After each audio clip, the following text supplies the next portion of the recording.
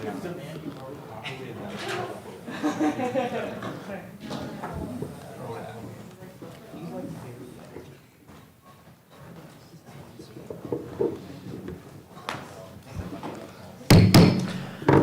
call this meeting to order at 6 p.m. on September 29th, 2021. We'll begin with a roll call. Please say here or present once I say your name. Edvate.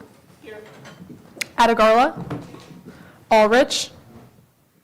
Brecht. Yes, here. Blythe. Here. Carter. Claiborne. Here. Cooper. Here. Crab. Here. DeVore. Here. Filippi. Here. Finaldi. Here. Gates. Goff. Here. Hayes. Here. Lent. Here. Mahoney. Here. Rios. McCready. Here. Paulson. Here. Risvik. Here. Ruley. Here. Seth. Here. Simmons. Here. Skaggs. Here. Stout. Here. Thornton. Wegmeister. Here. Weathers. Here. Yang. Here. Zuber. Here. We'll go ahead and go into the Pledge of Allegiance led by Speaker Weathers. I pledge allegiance to the flag of the United States of America and to the republic for which it stands, one nation, under God, indivisible, with liberty and justice for all.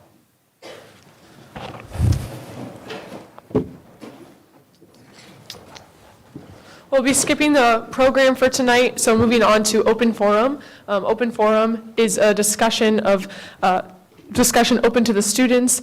Please say your name and major. When you go up there, you'll have 10 minutes to speak. Is there anyone here for open forum tonight?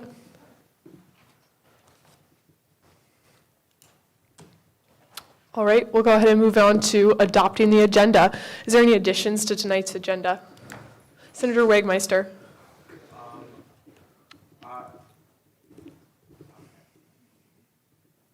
I'd like to add 2021-2024F funding Cardinal Eats. There's been a motion to add Cardinal Eats. Is there any objection? To the bottom of new business. To the bottom of new business? Is there a second? Any objection to adding that to tonight's agenda? All right, that's been added. Is it Senator Edvate?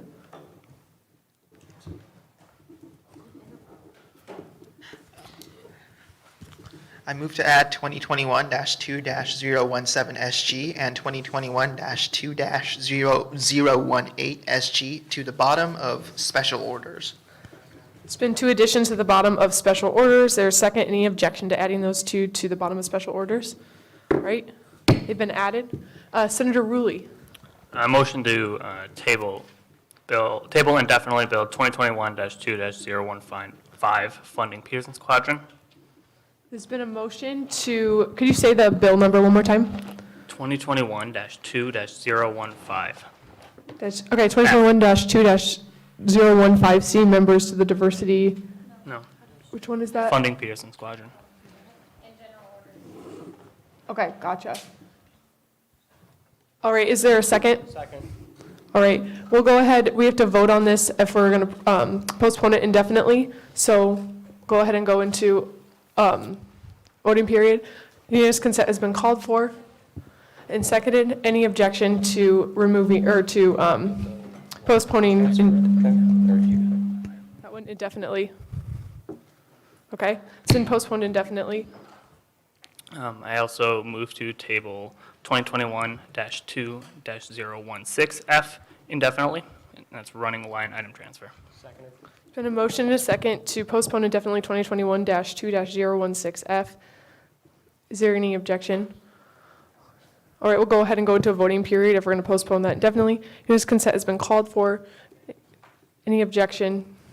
All right, been postponed indefinitely. Any more additions to tonight's agenda? It's been a motion to adopt tonight's agenda and seconded. Any objection? All right, tonight's agenda has been adopted. Moving on to the approval of minutes from last week. Is there a motion to approve last week's minutes? Senator Debate. I motion to correct the minutes. In the closing announcements, under my name, I make a motion to change it from 60 student workers to 6 student workers.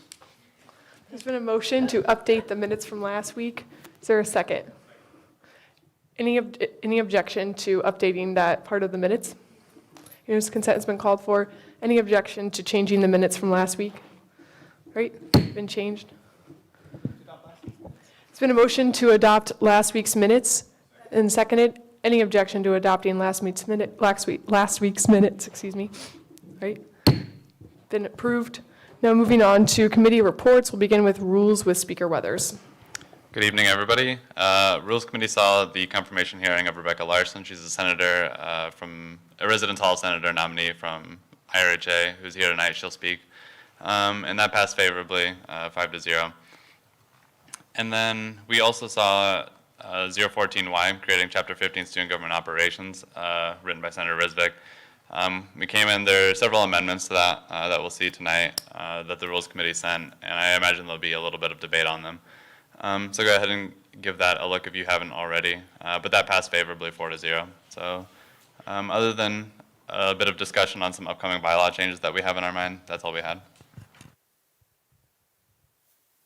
Moving on to a Finance Committee report with Finance Director Zastro.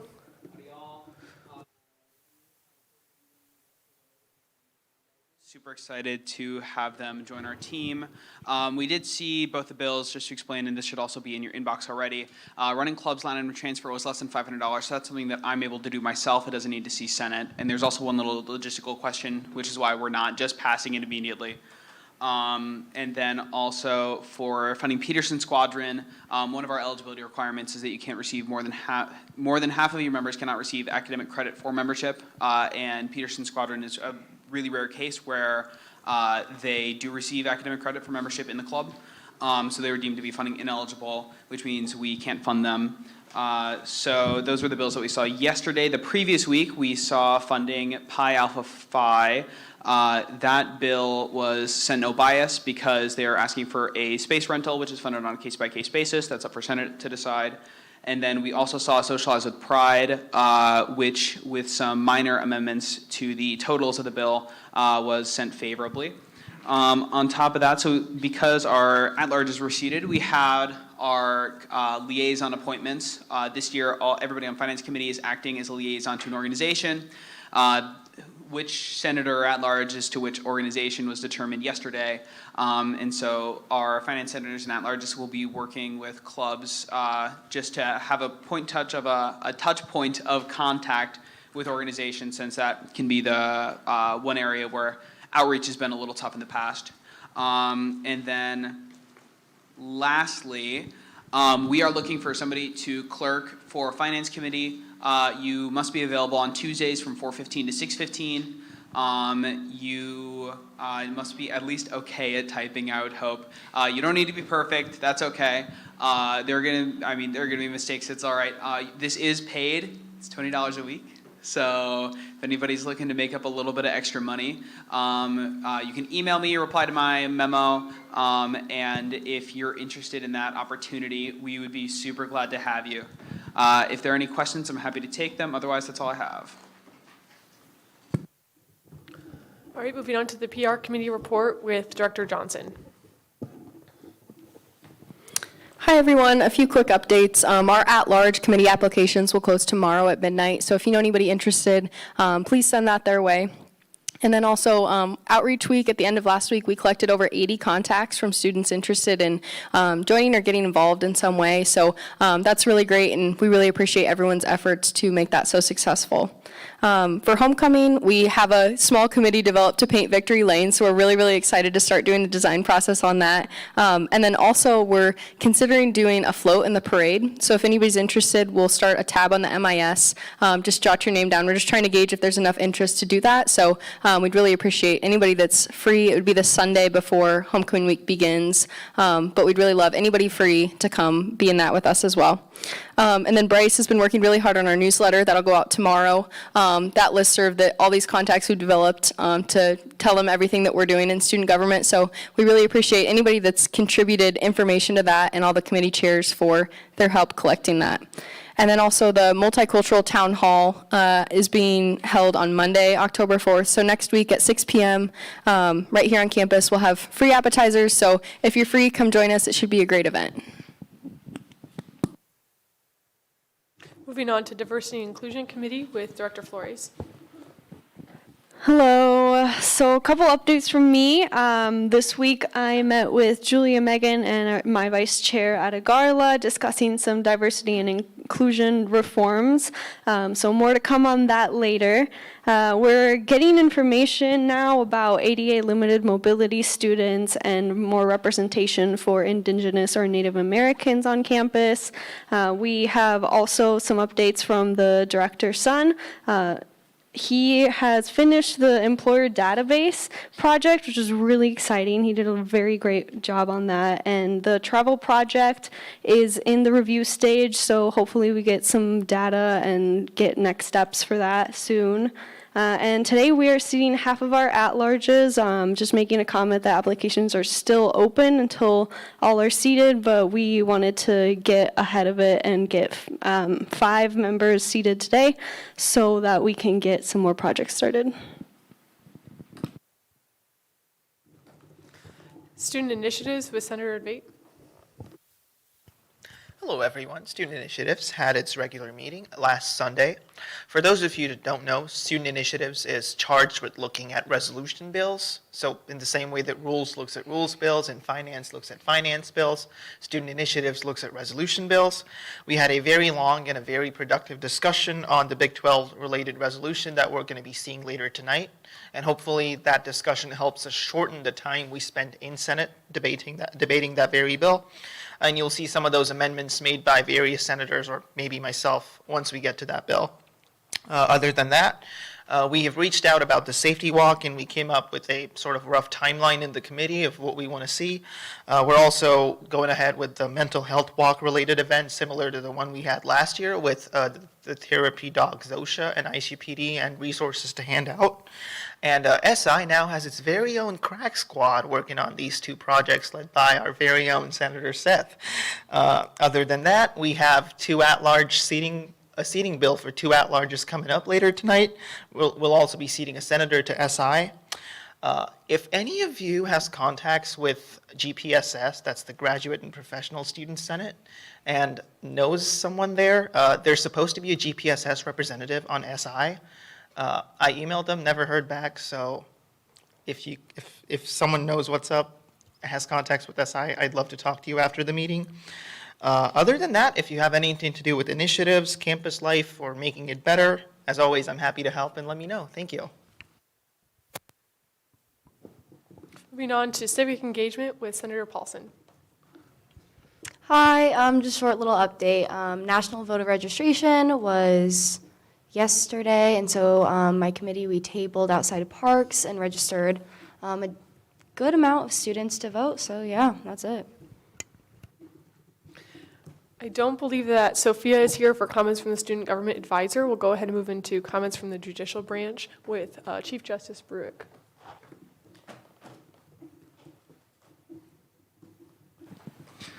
Hi, everyone. I don't have too much this week.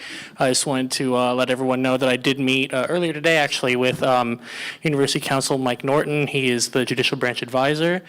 We haven't actually been able to, we haven't made contact with him this semester, but I was able to today, and he's going to be helping the court kind of lay out some new, I don't know what quite the word is, but lay out our new procedures and new revamping of the court and the rules of the court. That's all I got. Moving on to comments from the Executive Branch with President Campbell. Good evening and happy Wednesday. Although Chief Justice Bruick says that he has not been up to a lot, he has been killing it in constitutional law recently, so he is representing student government extremely well. With that being said, a few updates from the Executive Branch this week. Last Thursday, President's Council met across the university upstairs in the Memorial Union. I'll be attaching the slides that'll come out from that meeting in my executive email. A couple high points to touch on. They discussed the United Way campaign here at Iowa State, gave an overall university update, and then we had a speaker discuss research that's going on at Iowa State right now. On Friday, the Memorial Union Advisory Board met for the first time this semester. We met here in the Campanile Room, and it was pretty cool to be back in person for that. A couple highlights. I got to wear a hard hat for the second time this semester. Those are highlights for me. But we toured floors 4, 5, and 6 just upstairs, and a couple things that we're looking forward to. The Veterans Center, the Center, ISSO, and Student Legal Services will have brand new facilities up there. They're beautiful, lots of open, natural light with windows. So it's going to be a beautiful transition up there. That's scheduled to open mid-February.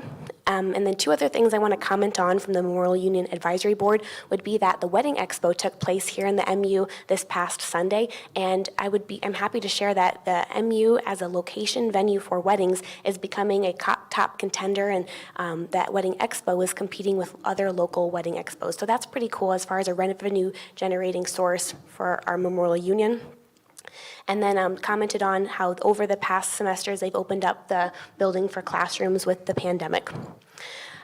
Also this week I met with Ann and Eliana regarding a potential athletics liaison position, and with that being said, we're discussing bringing in the Student Athletes Council representative into one of our meetings to give an update, and Ann's going to be meeting with one of the representatives to understand maybe where we can provide support in coming weeks. Director Flores commented on this, but Vice President Decker, myself, Director Flores, and Senator Adegarla met to have a discussion about some of the things they've got going on in Diversity and Inclusion Committee, and we're looking forward to some of the topics there. 2 final updates.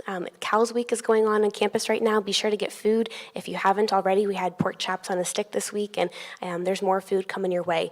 And final topic would be the Multicultural Town Hall next Monday. That's here in the Memorial Union. Begins at 6. It's open to everyone. Food will be provided, and you'll see some more marketing coming out for that in the next couple days, but looking forward to that. With that, any questions for me?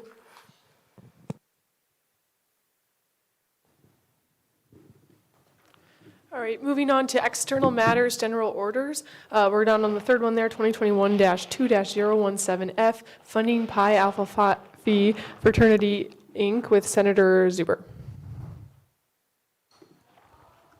Hi, this is this is just a bill funding Pi Alpha Phi. They came to us and we will be funding, they had 2 events that they wanted us to do for them. Unfortunately, we couldn't do the one because it was a fundraiser, but we are able to do the venue rental for the second. As you can see, we have the amendment up there, just because the total was incorrect when we sent the bill in. But we can just amend that and get that edited. There's a motion to amend the comment there on the side. Is there a second? All right, any objection? Go into a discussion period, technically, for that. Question has been called for. Any closing comments? All right, going into a voting period on the amendment. Unanimous consent has been called for. Any objection to adding that amendment? Great, the amendment's been added. Now we're back on the bill as a whole here.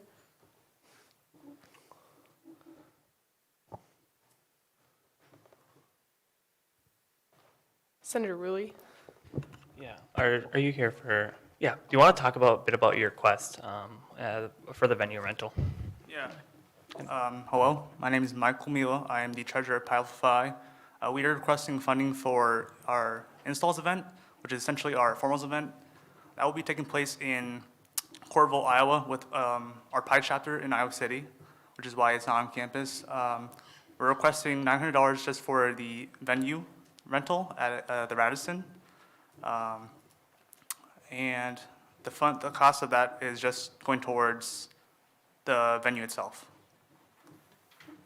Great, thank you. The Club Senate Committee, the venue for the event that this is for is technically open to the public. It is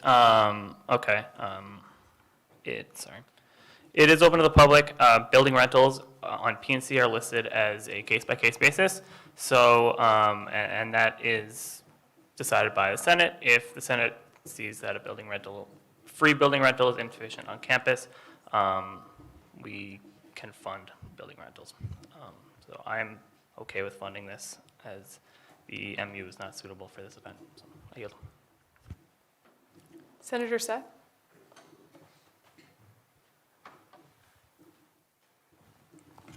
Hi, this is more so directed towards Max or any other senators in Finance Committee. Is there a reason why the total amount requested from student government says $5,000? Because I'm a little confused as to what's going on, or has that just been amended? Sorry, that should have been part of the finance amendment. The total for the total column, the fourth one over, should be 1,500, and the total for funded by StuGov should be 900. So if somebody could make that amendment. Motion to make that amendment? And a motion to make that amendment in a second. All right, we'll go ahead and go into the discussion period for that. Question has been called for and seconded. Any objection to voting now? All right, going to a voting period on the amendment. Unanimous consent has been called for. Any objection to adding that amendment? All right, amendment's been added. Back into the discussion period on the bill.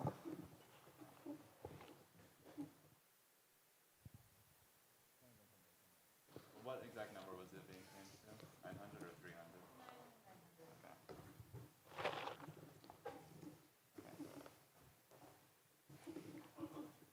All right, question has been called for and seconded. Any objection to voting now? All right, any closing comments, Senator Rulli? Senator Zuber, excuse me. No closing comments. We'll go ahead and go into a voting period. Since this is a finance bill, we will do a roll call vote. Please vote yes, no, or abstain. Advait. Adegarla. Ulrich. Just kidding. Brecht. Yes. Blythe. Yes. Carter. Claiborne. Yes. Cooper. Yes. Crabb. Yes. DeVore. Yes. Filippi. Yes. Finaldi. Yes. Goff. Yes. Hayes. Yes. Lent. Yes. Mahoney. Yes. McCready. Yes. Paulson. Yes. Risvik. Yes. Rulli. Seth. Yes. Simmons. Yes. Skaggs. Yes. Stout. Yes. Thornton. Wagmeister. Yes. Weathers. Yes. Yang. Zuber. Of a vote of 26 to 0, the bill passes. Speaker Weathers. Move to add Senator Rios Martinez to the roll. Any objection to adding Senator Rios to the roll? She's been added to the roll. Moving on to 2020.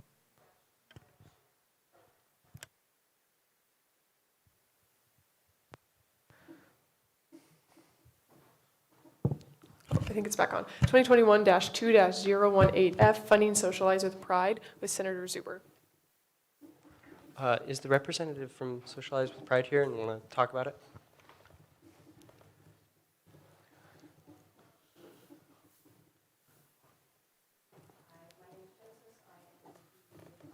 For Socialize with Pride, and we are requesting funding for a general flyer, more specifically for our Halloween dance, and it'll be about $90 for that.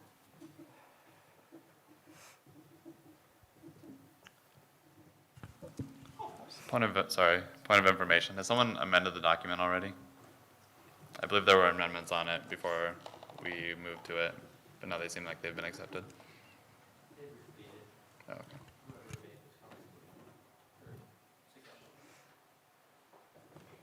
okay. Can someone extend their time to, okay. Senator Wagmeister extends your time to Director Zastro. Yeah, this looks like the bill after it has been amended. Somebody must have accepted the comments. The amendment, we were originally funding them for pumpkins. We were not giving them an SAC flyer distribution. We were giving them $100 for printing. The amendments, this is what the bill should look like after those. If you want to propose those, and then they've basically already been made. But this is what the bill should look like after Finance Committee has amended it. Senator Advait.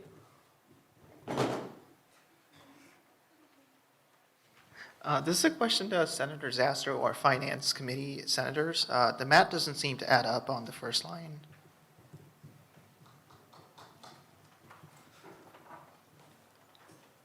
How do you go from 30, Senator Zastro, Director Zastro? The cost should be 60 and the total should be 60. Okay, so it's 60 in the total and the cost, okay. That makes sense, all right. I'd like to propose that amendment. Been a motion to change the totals there at the bottom. Is there a second? All right, we'll go ahead and go into discussion period. Senator Bate. Question has been called for and seconded. All right, any objection to voting now? Voting on the amendment, unanimous consent has been called for. Any objection to adding that amendment unanimously? All right, the amendment's been added back on the main motion. Speaker Weathers. Line 3, shouldn't the amount requested from student government be $20? No, paid by organization should be 100. Okay, I'd like to make that amendment as well. There's been a motion to, which one did you change? Could you say that one more time?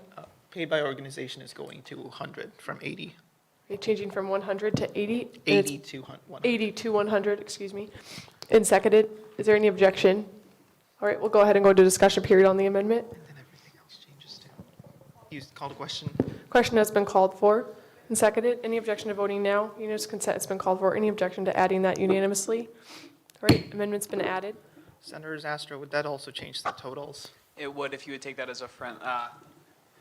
Would updating the totals be taken as a friendly by Senator Zuber? All right.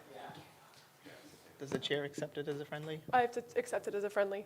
All right, Yes. I yield. All right, Senator Rulli. Yeah, the bill as it stands right now is follows PNC. Exactly, we can give $60 for printing, $30 for SAC flyer distribution. So I'll yield if there's any more discussion. Speaker Weathers. Okay, I apologize. I need to clarify this one more time. So there were amendments on the document before we saw it. It looks like they've been accepted. What were those amendments? Because they can't be on the document right now unless there's been a motion to amend the document. Yeah, Senator Lamb. Movement to accept the original amendments. Been a motion to accept the original amendments. Is there a second? Second. Point So- of information, what were the amendments? I'm pretty sure I accidentally did something. I just deleted it.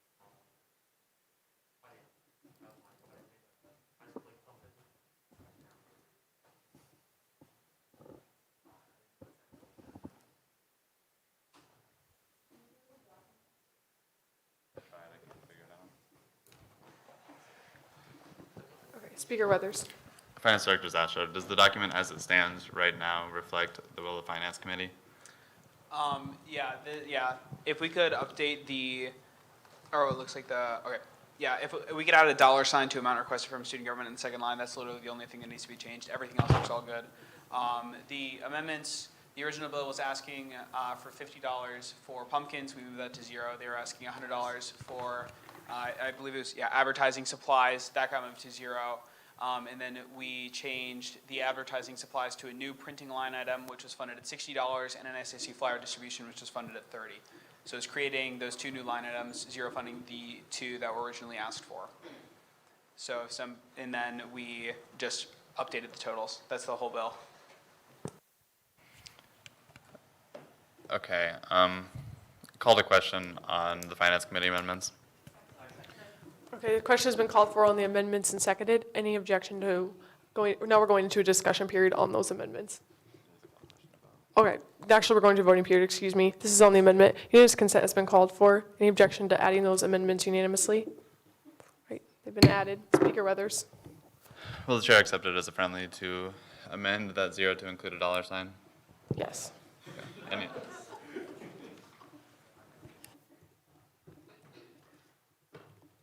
All right, Senator Yang. Can I move to amend the total column that says 180? I feel like that should be 240. Friendly, whatever Take that it as means. a friendly? Yeah, All right. You can change that then. thanks. Senator Seth. Hi, I have a question for the representative of this organization. Did you say your name was Genesis? Yes, it is. Okay, sorry, I just wanted to make sure I got that right. What are you, so you're saying you're wanting to print flyers? Are the flyers just for the organization in general, or what is it for? Or an On the event? flyers, on the flyers, we plan on putting like general information, and then we do have a Halloween event coming up that we want to put some information about that on there as well. Nice, thank you. Also, I'm not sure how familiar people are with this organization, so maybe you could explain a little bit about what your organization does, what the purpose is, and kind of, yeah, just give an overview. Okay, so Socialize with Pride is a fairly new organization on campus, and we allow it's all inclusive, and we just really want to bring more representation of the LGBTQ plus community onto college life and campus, and we generally just want to create a solid community for people to go to feel like they have a home away from home kind of a deal, because it's hard being in college, especially if you are a person of LGBTQ identification, and so that's kind of our job on campus, is to create kind of a family on campus for people that identify with that. Yeah, thank you so much for that explanation. This seems like a really great bill, and really appreciate the work that you're doing with this organization, so I will yield. Thank you. Senator Litt? Yang, do you have anything? Okay. Question has been called for. Seconded. Any objection to voting now? We'll go ahead and go into a voting period. This will be a roll call vote since it is a finance bill. Please say yes, no, or abstain. Starting with Adagarla, Ulrich, Brecht, Blythe, Claiborne, Cooper, Crabb, DeVore, Filippi, Finaldi, Gates, Goff, Hayes, Lent, Mahoney, Rios, McCready, Paulson, Risvik, Ruley, Seth, Simmons, Skaggs, Stout, Thornton, Wagmeister, Weathers, Yang, Zuber. Of a vote of 27 to 0, the bill passes.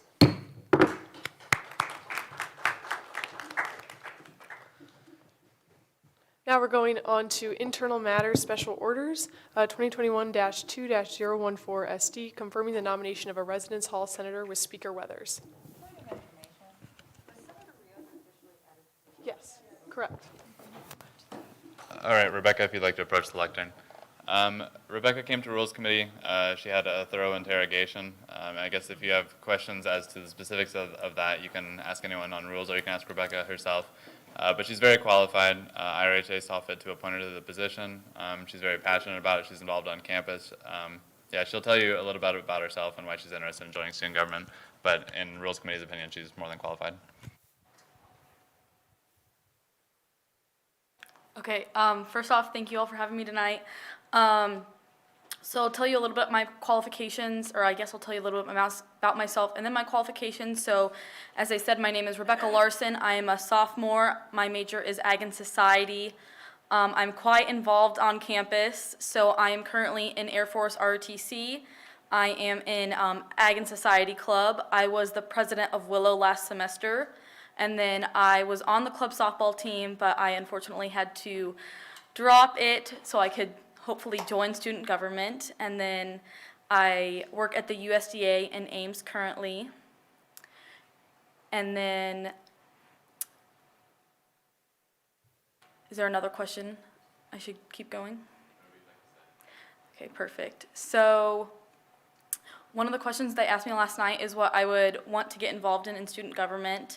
So I was also part of legislature ambassadors last year, so that would be something I would be getting back into this year again. And then I would also be interested in joining the sustainability committee, and I also have some projects I would like to work on campus. The first one being the student walkway to the football games has been super muddy recently if you have gone through the student gates. So I was looking at sustainable cement, or a sustainable sidewalk that we could put there that wasn't, ugly cement. And one of the plans that I had was people could buy bricks or something, and then it would be like, we wouldn't be paying for it, or they would be pitching in part of it, like students could do that. And then another project that I wanted to do on campus was cleaning up around the buildings, because I've noticed that the plants on campus just could look a little brighter and greener that aren't on Central Campus. Other than that, I'm just really excited to be here, and thank you guys.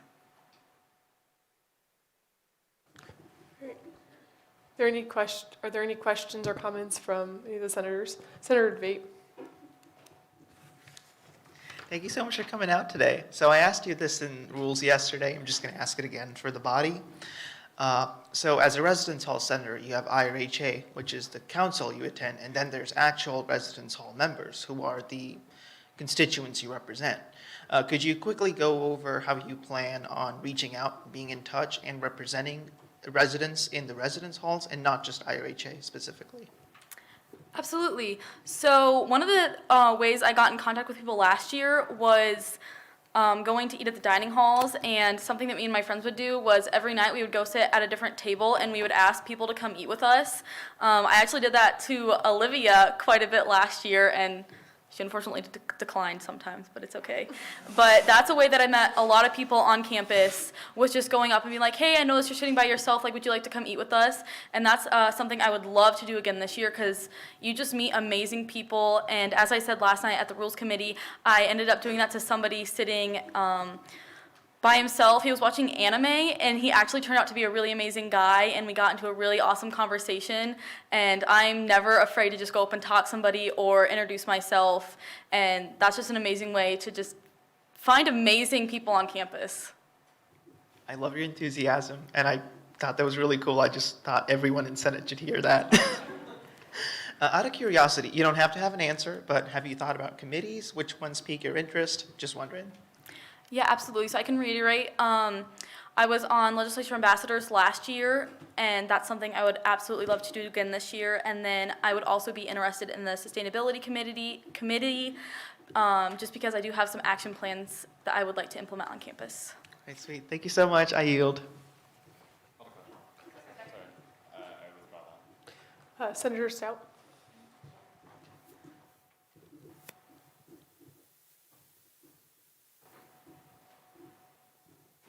There we go. Okay, I just want to comment. Rebecca is actually one of the first people I met coming to Iowa State, and she's a very highly motivated individual, and I just think you guys should all vote yes. Question has been called for. Seconded. Any objection to voting now? Any closing comments? All right, we'll go ahead and go into a voting period. Unanimous consent has been called for. Is there any objection to confirming the nominee for IRHA Senator unanimously? All right, been confirmed. Congratulations. We're going to invite the Chief Justice up to swear you in quick.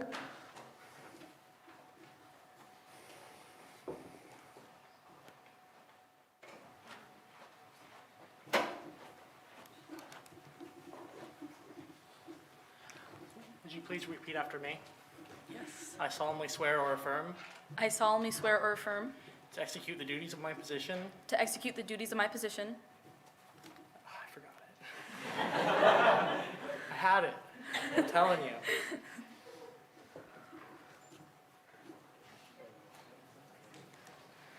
All right, let's try this one more time. I solemnly swear or affirm I solemnly swear or affirm to execute the duties of my position to execute the duties of my position as prescribed in the Constitution as prescribed in the Constitution and laws of the government and laws in the government for the benefit of all students. for the benefit of all students. Congratulations.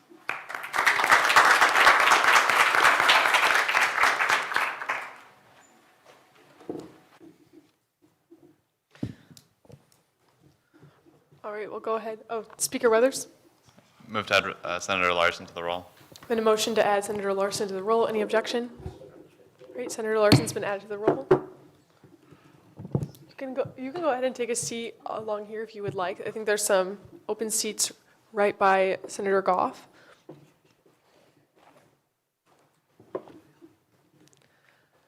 Okay, perfect. We'll move on to 2021-2-015 ST, members of the Diversity and Inclusion Committee with Senator Claiborne. I would like to add the name Andrea Mukherjee to where there is a line right now. It's been a motion to add a person to the bill here. Is there a second? Second. Been a motion and a second. Any objection? All right, we'll go ahead and go in debate on the amendment. Question has been called for. Is there a second? And any objection to voting now? Any closing comments on the amendment? All right. Unanimous consent has been called for. Any objection to adding that amendment unanimously? All right. Back on the main bill. Speaker Weathers. Point of information, sorry, I need to raise my placard. Kit, will you go ahead and make that amendment yourself? I'm not sure how to spell that name, I'm sorry. I cannot. I don't have edit access. Should have suggested. You are correct. While I do that, if you guys want to come up and explain what you guys want to do with diversity and inclusion.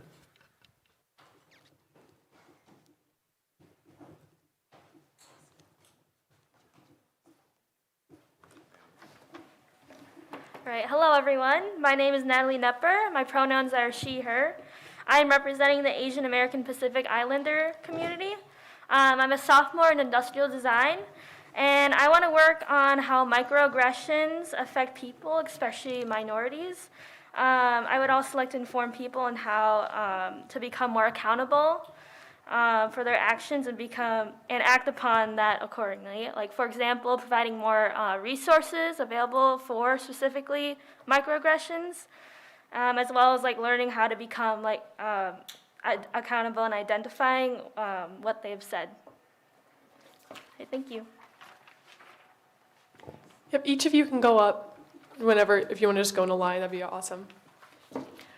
Good evening, everyone. My name is Andrea Machori, and I'm here representing the George Washington Carver at large. I use she, her pronouns. I'm a sophomore in architecture right now. One improvement that could be made here on campus is just the availability and general knowledge about all the resources here for multicultural students. Also, to improve Iowa State University's accountability for microaggressions and just educating students about the world around them, allowing students from any background an opportunity for their career readiness and success even after Iowa State. I believe that I can offer a unique perspective and looking forward to working with the Diversity and Inclusion Committee this year. Hi everyone, my name is Aliana Booman. I am representing the Social Justice Summit Committee. I'm a senior majoring in criminal justice and minoring in political science and sociology. One thing that I'm very excited about for this year is I want to bring more attention and representation to students with disabilities. I myself am type 1 diabetic, and I noticed that there is a lot of lack of representation and lack of education surrounding students with disabilities, and I think a great way to do this would be create an Empower Hour series. So if any of you do not know, the Multicultural Student Affairs creates an Empower Hour series, they call it, on Thursdays around 1 o'clock, usually bi-monthly. This one could be monthly, but we could talk about students' experiences on campus who have disabilities, different forums and ways to educate others. One way that we could do that, we could be talking about things not to say to people who are who may be mentally challenged or have physical limitations, and how to navigate that around campus. Thank you. Hello, my name is Nathan O. My pronouns are he, him, his. My major, I'm a fourth-year architecture student representing the Multicultural Build mentor program for the College of Design. A committee goal that I have is to improve and update ADA and accessibility on campus for such as buildings, like older buildings on campus. However, I forgot the date, but like there's a certain date of like when the building was built, in that it doesn't have to be updated unless there's renovations to the building. However, we should consider all buildings to be more accessible for all people, all students on campus, and as well as improving and ensuring safer, accessible, and inclusive spaces for students, communities, organizations, and all services on campus. Thank you.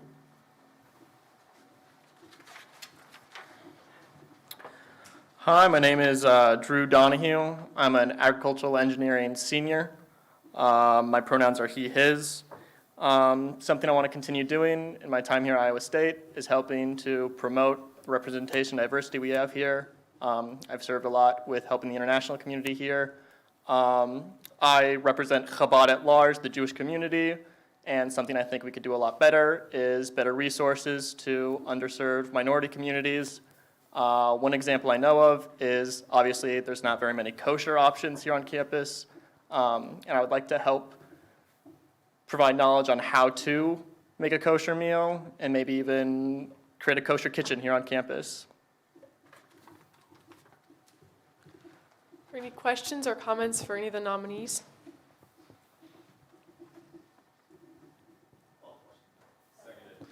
Question has been called for and seconded. Is there any objection to voting now? All right, any closing comments? Senator Claiborne? All right, we'll go ahead and go into a voting period. Unanimous consent has been called for. Is there any objection to confirming all the nominees for Diversity, Equity, and Inclusion Committee unanimously? Great. Congratulations.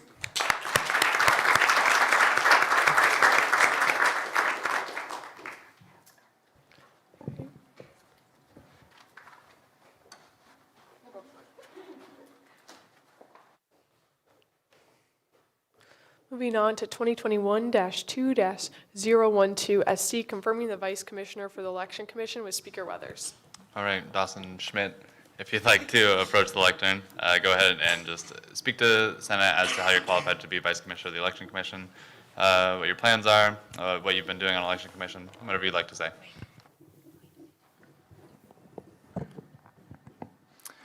Hello. Again, as Dawson said, I'm Dawson Schmidt. I served on the Election Commission for the past year as the Public Relations Chair and focused a lot on getting people involved in voting, getting more people involved in learning about student government, as well as trying to promote people to run. I hope some of my lectures last spring had encouraged some of you to run. That is my hope, but I can keep it to myself in that way too.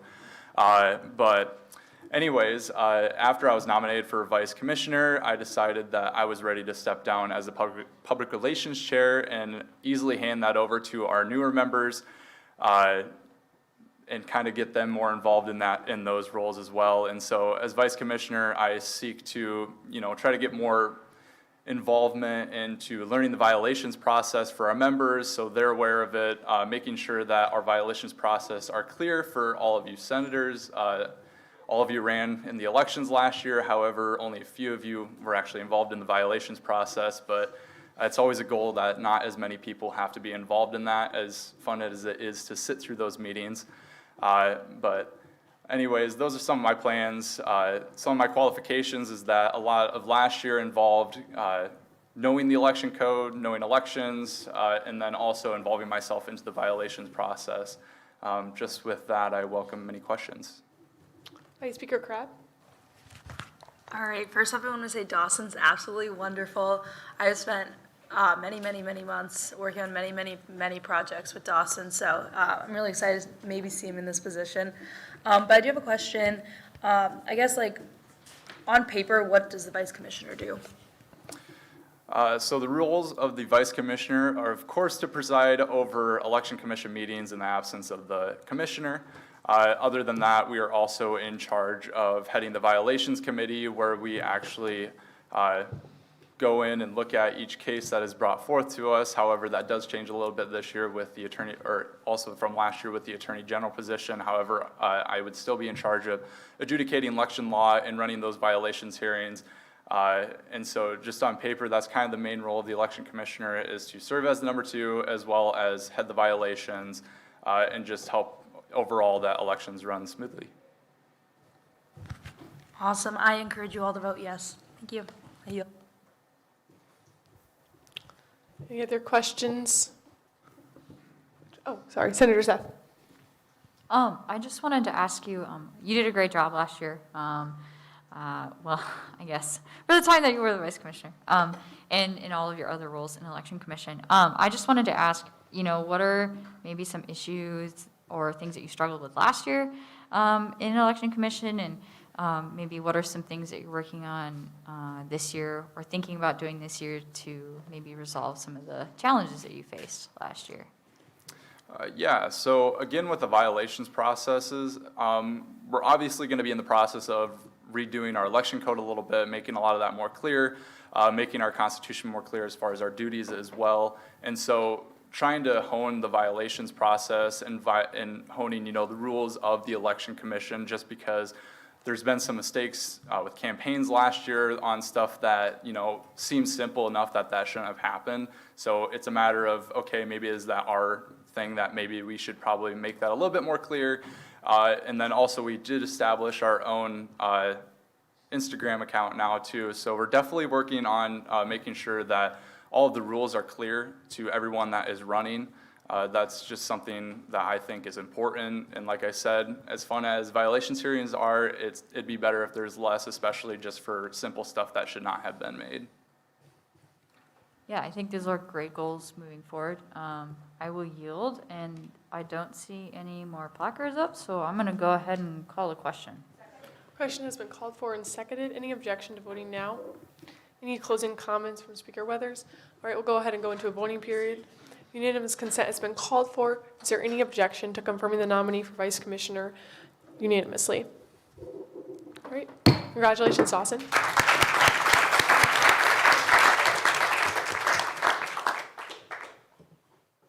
Moving on to 2021-2-016 SC, confirming the nominee for Deputy Director of Information Technology with Speaker Weathers. Yeah, I want to apologize.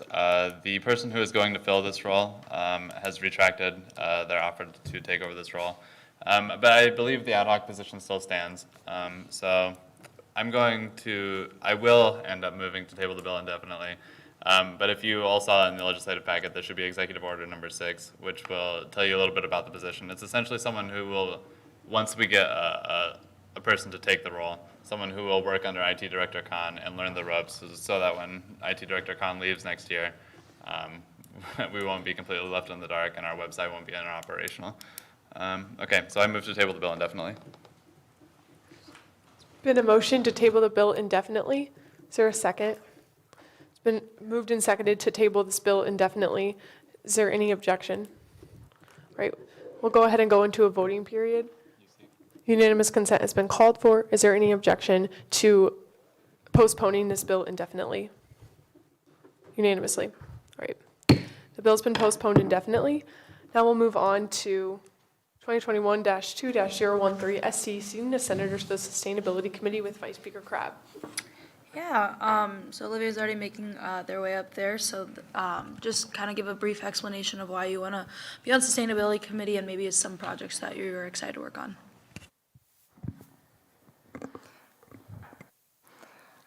Hi, everyone. Those of you that don't know me, I'm Olivia Stout, and I'm your off-campus senator, at least one of them. I would like to be on the Sustainability Committee because it just seems like a wonderful opportunity to imply my interests on campus and make a change with them. We've had a couple meetings already, and we've thrown ideas around of what we want to do. Some of my personal ones I want to do is plant more native species around here for like the pollinators to keep their population up. I have a really big idea in mind that if I could pull it off, that'd be kind of cool. Basically, set up a community garden at the Horticulture Research Farm here in Ames. And then if we could get like a group of students to take care of it over the summer and organize all of that and then bring all the produce here to campus and have like a free farmers market. I know like that was one of the topics that a few of you individuals talked about in Texas with the Big 12. That is like a really big idea, and maybe I could pull it off. I don't know. We'll see. But yeah, I just have a big interest in horticulture specifically, so if I could use that and just come up with ideas to implement around campus, that'd be great. So with that, I open to questions.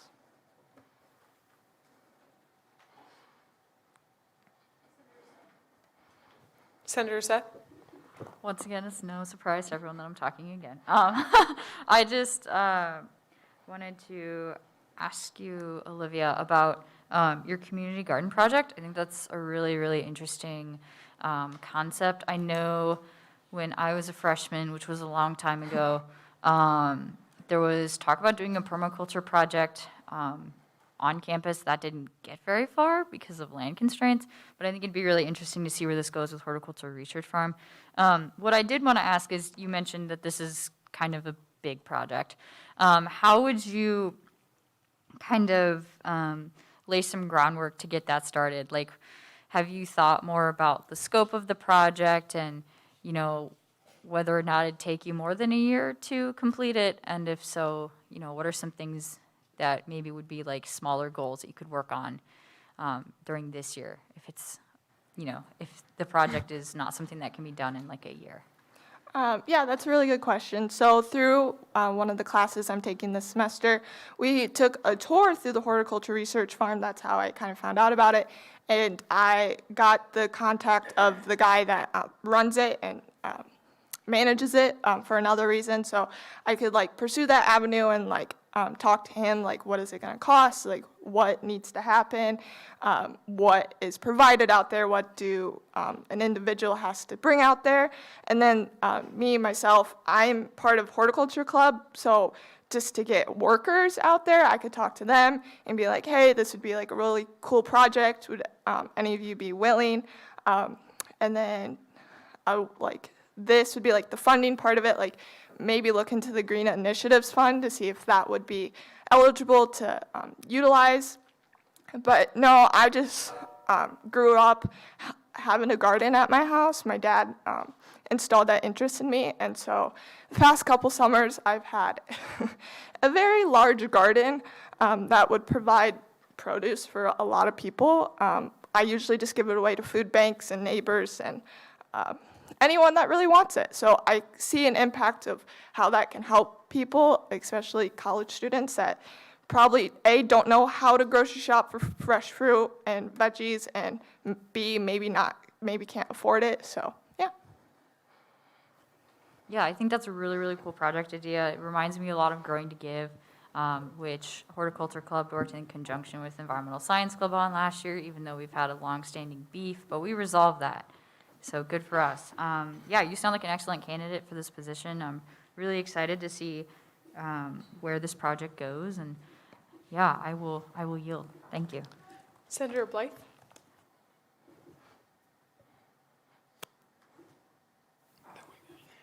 All right. Know you talked about wanting to plant more native species, just more of the native wildlife here in Iowa, and I definitely agree we do need to have more of those planted. I do know that Ames, Iowa State campus, and Ames is a relatively relatively suburban urban area. So I was wondering if you already had an idea of where you were thinking on planting those species. Yeah, that's a good question. Obviously, I would have to do my research like for myself, and then obviously with the sustainability committee of like what exact plants we would want to plant, and like vegetables and flowers. But really, you can plant them almost anywhere. It's just anywhere is fine because with the pollination, the pollinators would be fine. But really, just around including them in already existing landscapes around campus, and if we wanted to go out into Ames, just what they already have out there. But yeah.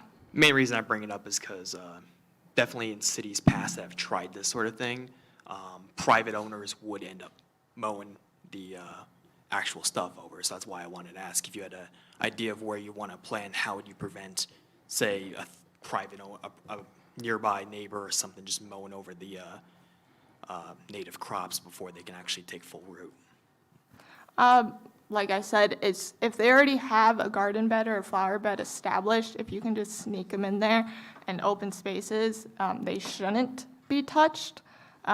Obviously, you plant them where they need to be planted, shade or sun or partial. But yeah, if you just make it convenient for whoever owns that business or building or private owner, it should work. Yeah, as long as you're thinking about those things, I think it's perfectly fine. I see no problem. Are there any other questions? Question has been called for and seconded. Any objection to voting now? Any closing comments, Vice Speaker Crabb? All right, go into a voting period. Unanimous consent has been called for. Is there any objection to confirming the nominee to Sustainability Committee unanimously? All right, congratulations.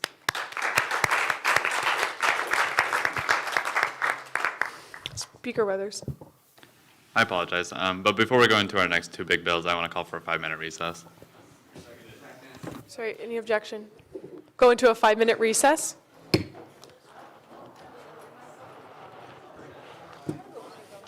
Go to the bathroom.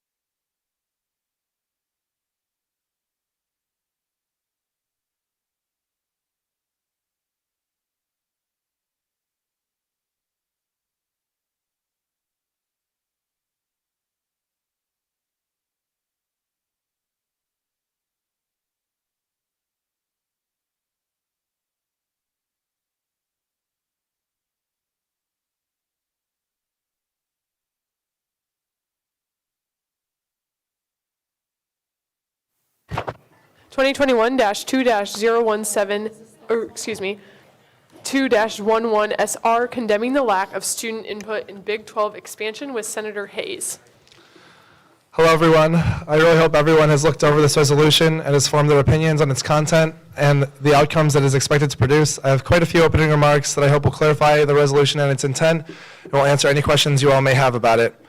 Moving into the background of this resolution, I believe the student body and us, the representatives, should be outraged by the lack of student input on many issues between us and the various organizations that manage students, including our university administration, the Board of Regents, and the Big 12.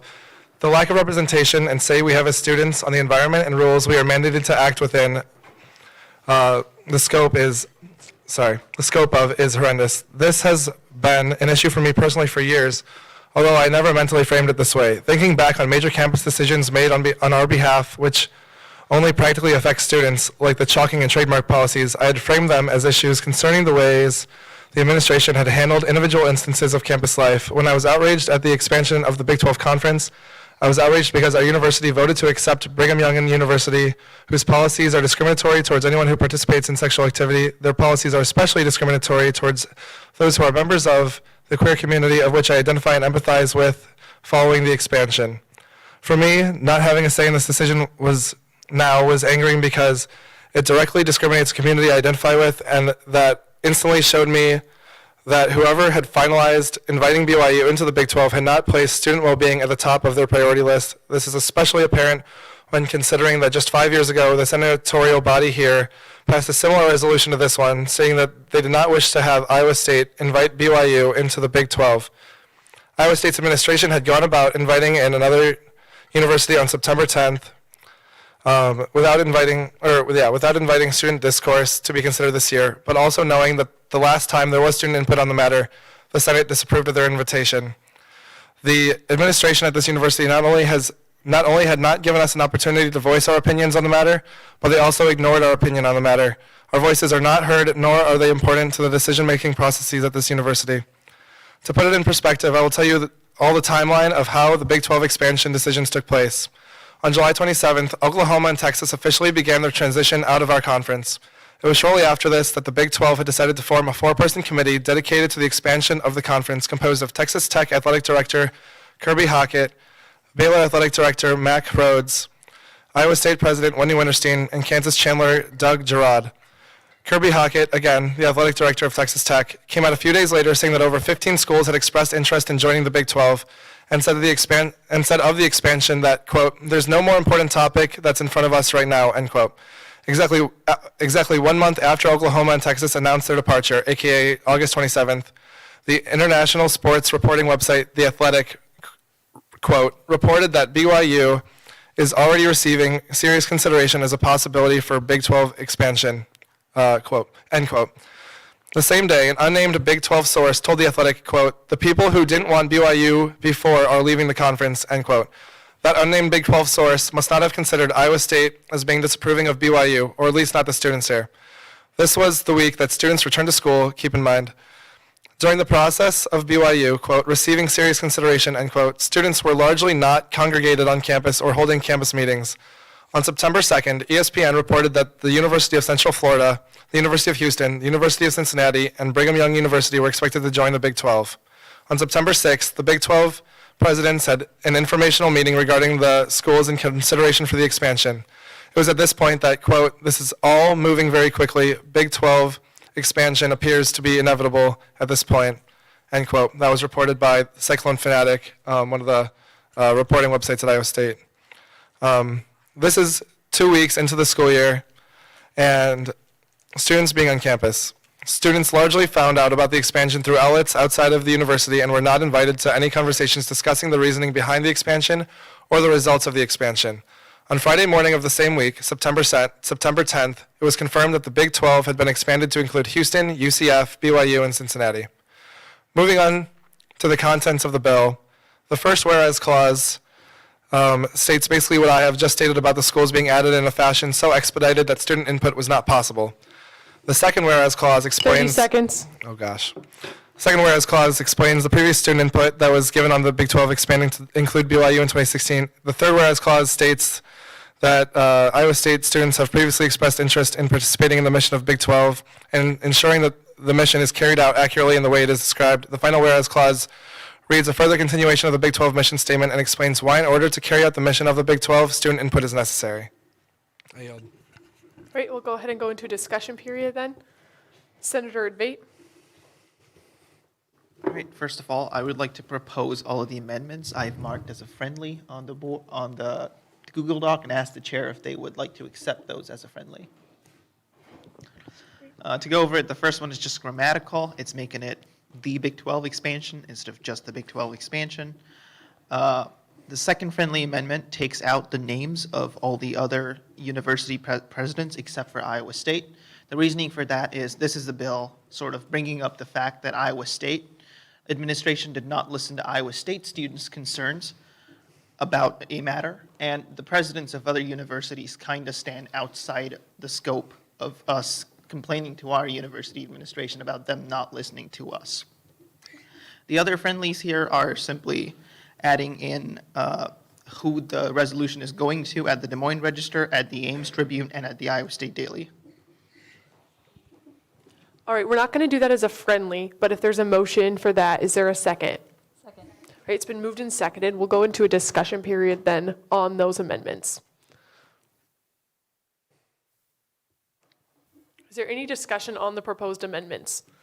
Speaker Weathers. Yeah, I had a question for the author, Danielle Hayes, Senator Hayes. Are you content with the names of the other university presidents being removed? Yes, I am. After having further conversations with President Campbell and Vice President Decker about, who we mean to impact with this bill, it seems as though we do not want to speak on behalf of any other Big 12 schools. I think that if we send this bill out to the other Big 12 university student governments that are continuing, as mentioned in the last resolve clause, I believe that those students will be able to decide for themselves whether or not they want their voices heard on this exact topic. Okay, I agree, thank you. Any more discussion on the proposed amendments? Senator Rios.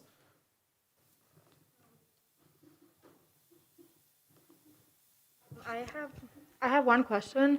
I wanted to know why the term LGBTQIA+ was left out of the vocabulary of the bill, as they're disproportionately affected. So we're just talking on the amendments right now. Oh, So my once we get on the apologies. main motion, Okay. that will be relevant.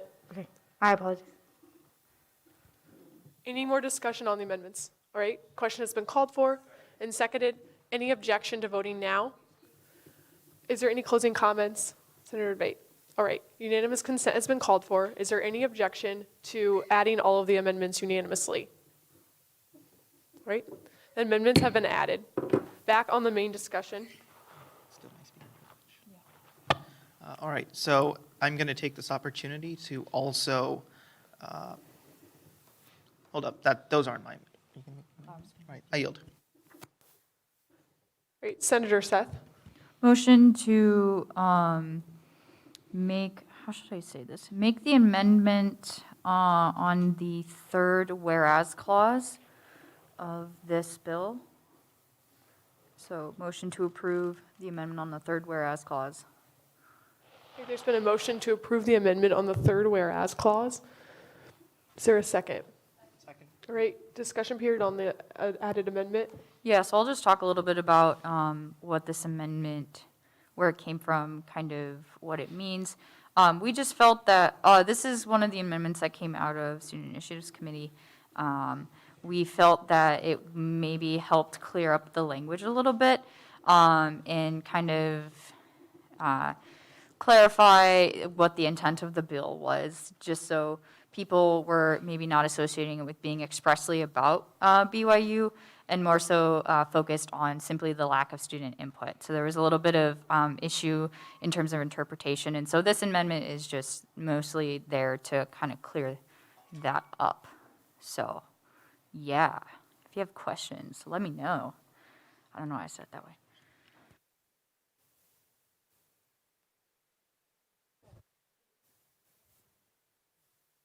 Any discussion on the amendment? Okay. Speaker Weathers. Yeah, I am not entirely sure that I'm in favor of the amendment. I guess I want a little bit more debate on it. I know that there are students on campus right now who have issue with the resolution as a whole, given that it doesn't address the concerns that we would want to have a voice in the process anyway. So I mean, it's one thing to want the university to hear student government's input and to just be involved in the process, but I think it may be worthwhile to let the university know, let anyone who's reading the resolution know why we wanted input on the process rather than just neener, I want to be heard. I think it's important that we stand up for and we announce why we wanted to be involved in the process, because I think the only reason any of us are concerned about being involved in the process is because of the admission of BYU, frankly. I yield. Senator Zuber?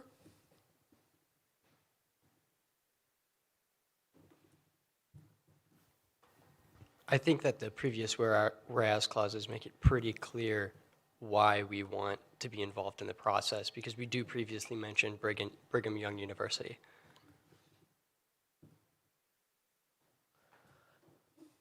Senator Mahoney?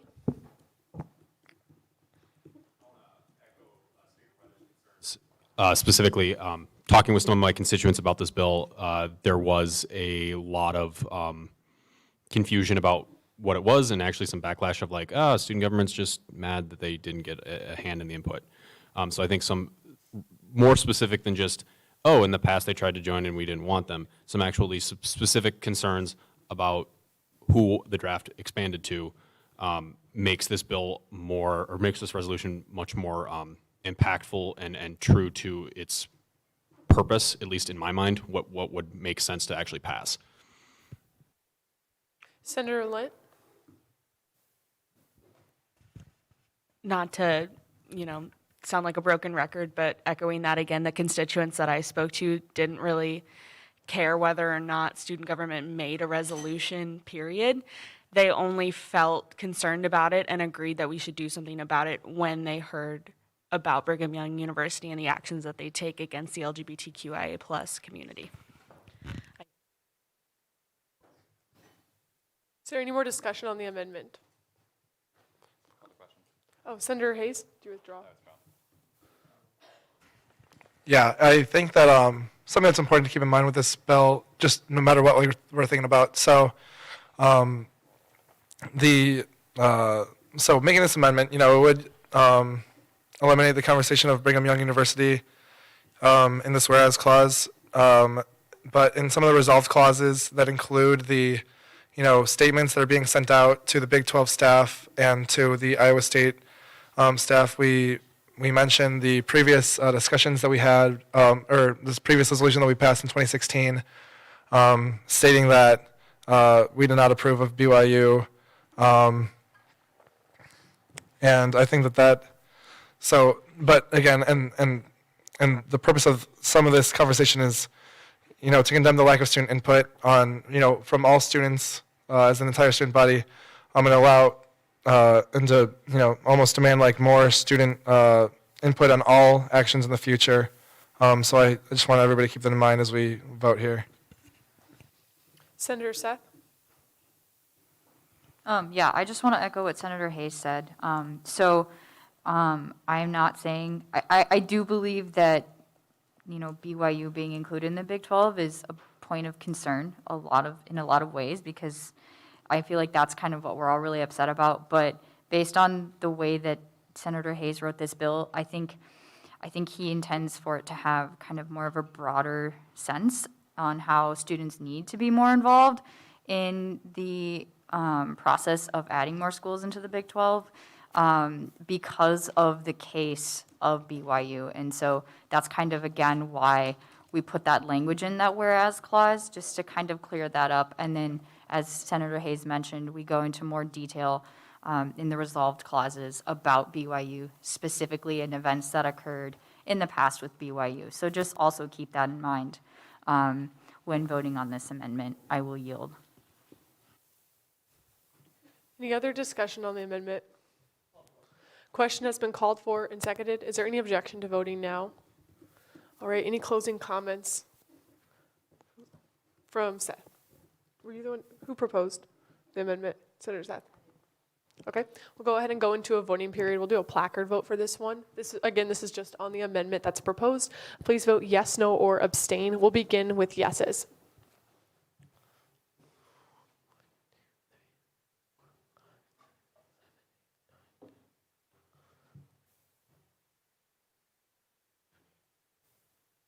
Noes?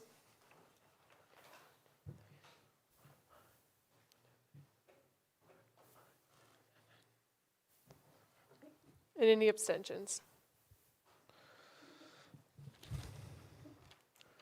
All right, of a vote of 20 to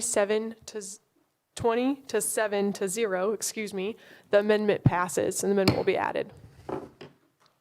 Back on the main motion, or main bill, Vice Speaker Crabb.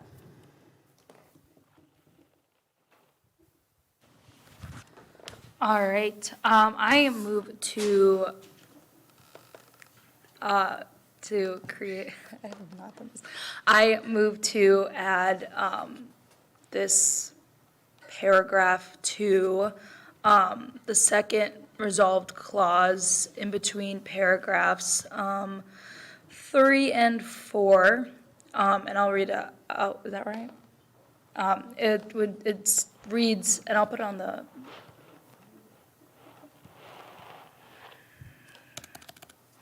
Let me copy paste.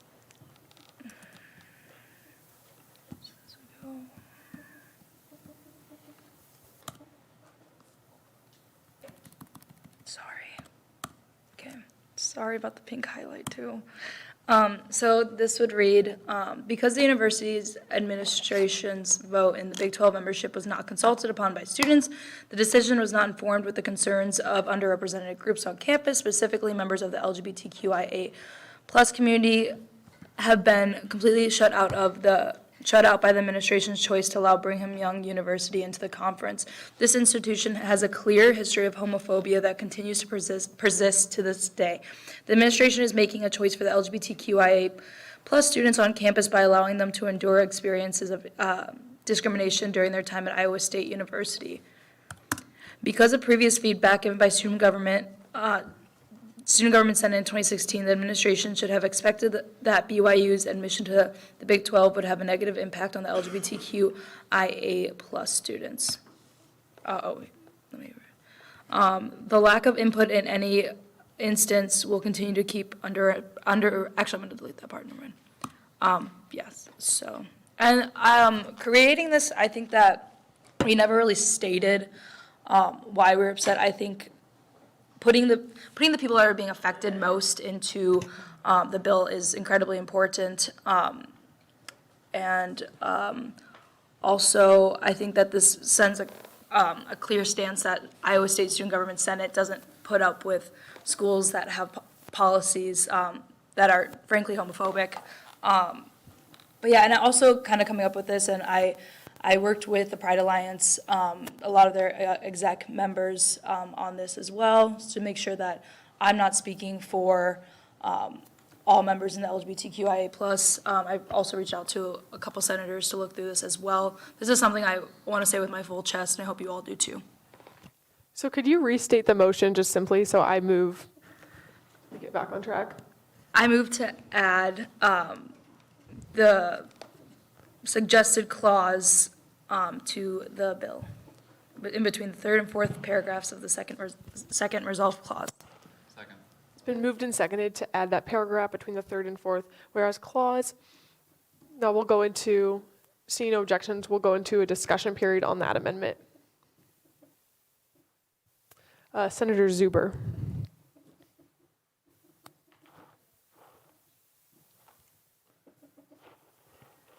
Would you take it as a friendly just to add a period and a space after university there? Okay, it's been accepted as a friendly. All right, moving on to Senator Hayes.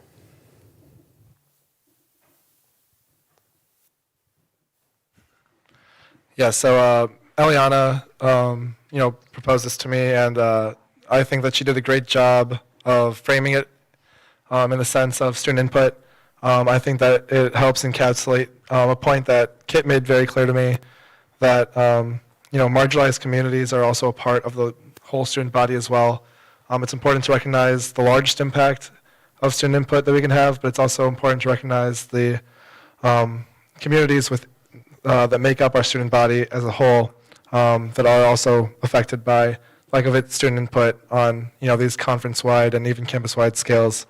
And I think that although this does go into specific policies about specific universities, it does a great job of focusing on the main intent of the bill, which is to advocate for student expression and input on further administrative decisions. Senator Goff? Yeah, I wanted to echo what Senator Hayes was saying about that kind of duality to this statement that Eliana or Senator Crabb has proposed.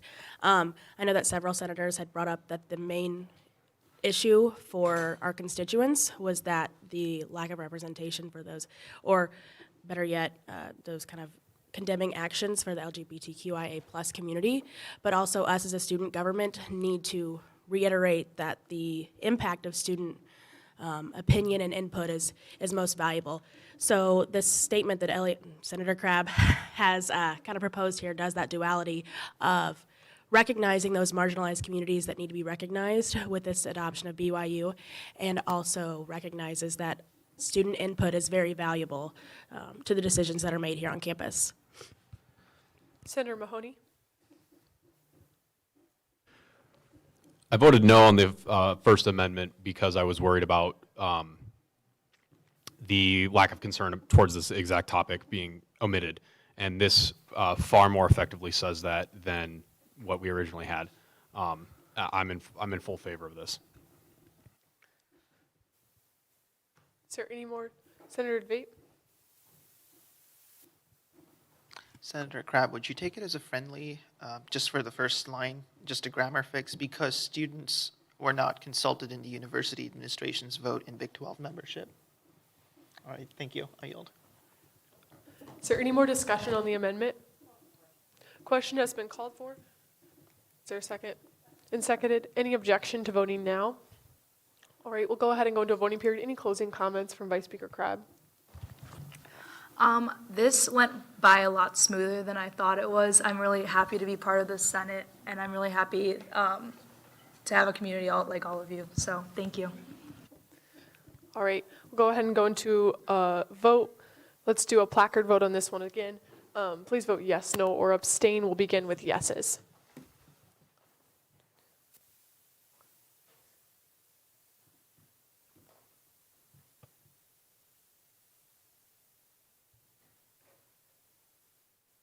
Any noes?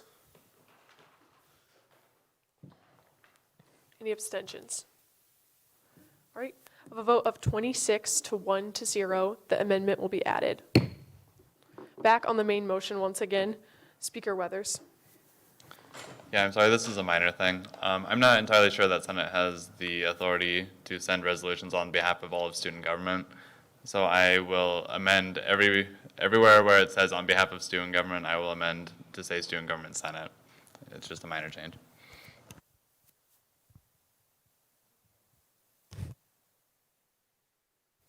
It's been moved and seconded to change student government to student government Senate. We'll go ahead and go into a discussion period on that. Great. The question has been called for and seconded. Any objection to voting now on changing student government to student government Senate? All right, we'll go ahead and go into a voting period. Unanimous consent has been called for. Is there any objection to voting unanimously? All right, we're going to add that Senate to student government in every single time it states that in the resolution. Back on the main motion once again.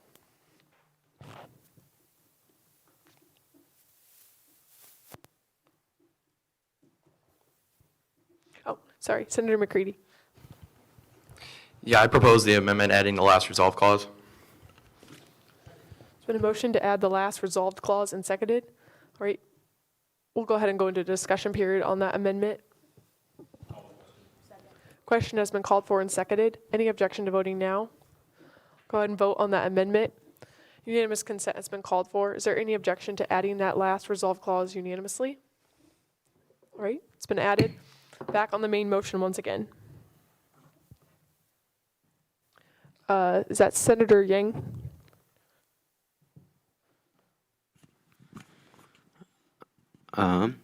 In the last paragraph of the statement that's supposed to be sent, I move to amend and even invite students to just and invite students to participate. I feel like this gets the point across a lot cleaner and sure, friendly. I don't know what that means, but Okay, we'll accept that as a friendly amendment. will you accept that as a friendly amendment? You have to- Okay, yes, I will. Okay, any more discussion on the bill? Question has been called for and seconded. Any objection to voting now on the entire resolution? All right, any closing comments from Senator Hayes? Thank you all very much for the healthy discussion. This resolution means a lot to me as a student who has been around for 4 years and has seen the consequences of decisions being made on the student's body, on the student body's behalf, without any say multiple times. I confidently believe that student voices are strongly connected to all their student issues, and I hope that in the future we are more apt to act on all student issues because of our increased student input that I'd like to see resulting from this. Thank you. All right, we'll go ahead and go into a placard vote. So please vote yes, no, or abstain. We'll begin. Oh, we'll do a roll call vote. All right, so please say yes, no, or abstain once I say your name. Begin with Edvate. Adagarla. Brecht.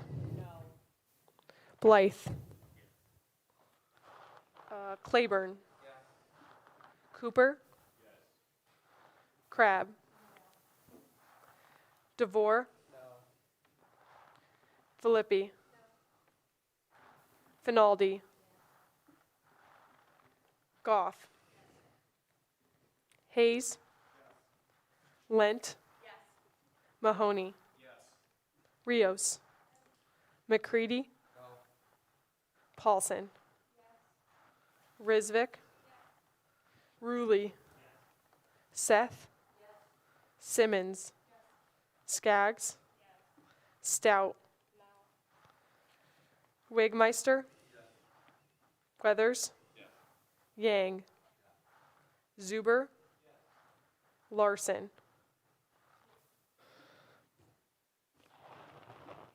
Oh, and Vice Speaker Crab.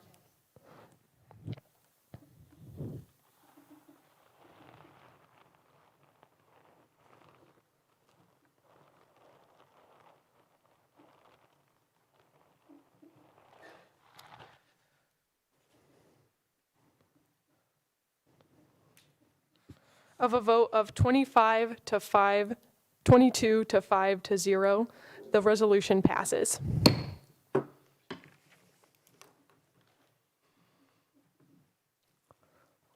Right, moving on to 2021-2-017 SG, seating at-larges to Student Initiatives Committee with Senator Edvate.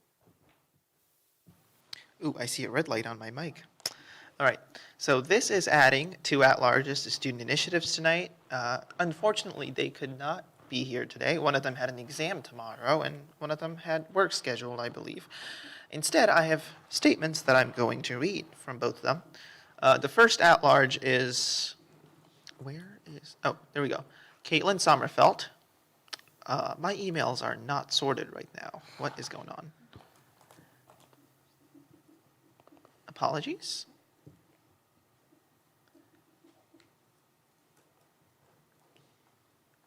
Very odd. All right, found it. All right, so the first at-large is Caitlin Sommerfeld. She said, "My name is Caitlin Sommerfeld, and I am a freshman majoring in public relations."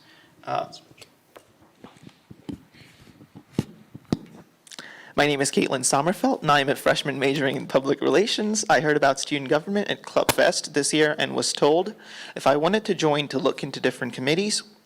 After looking at the options for committees within student government, I decided that Student Initiatives Committee was the one I wanted to join because I feel as if it is the place where I can make the most impact.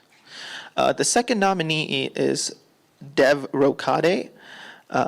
This is what they sent me. My name is Dave Rocade. I am a sophomore majoring in computer science and minoring in data science.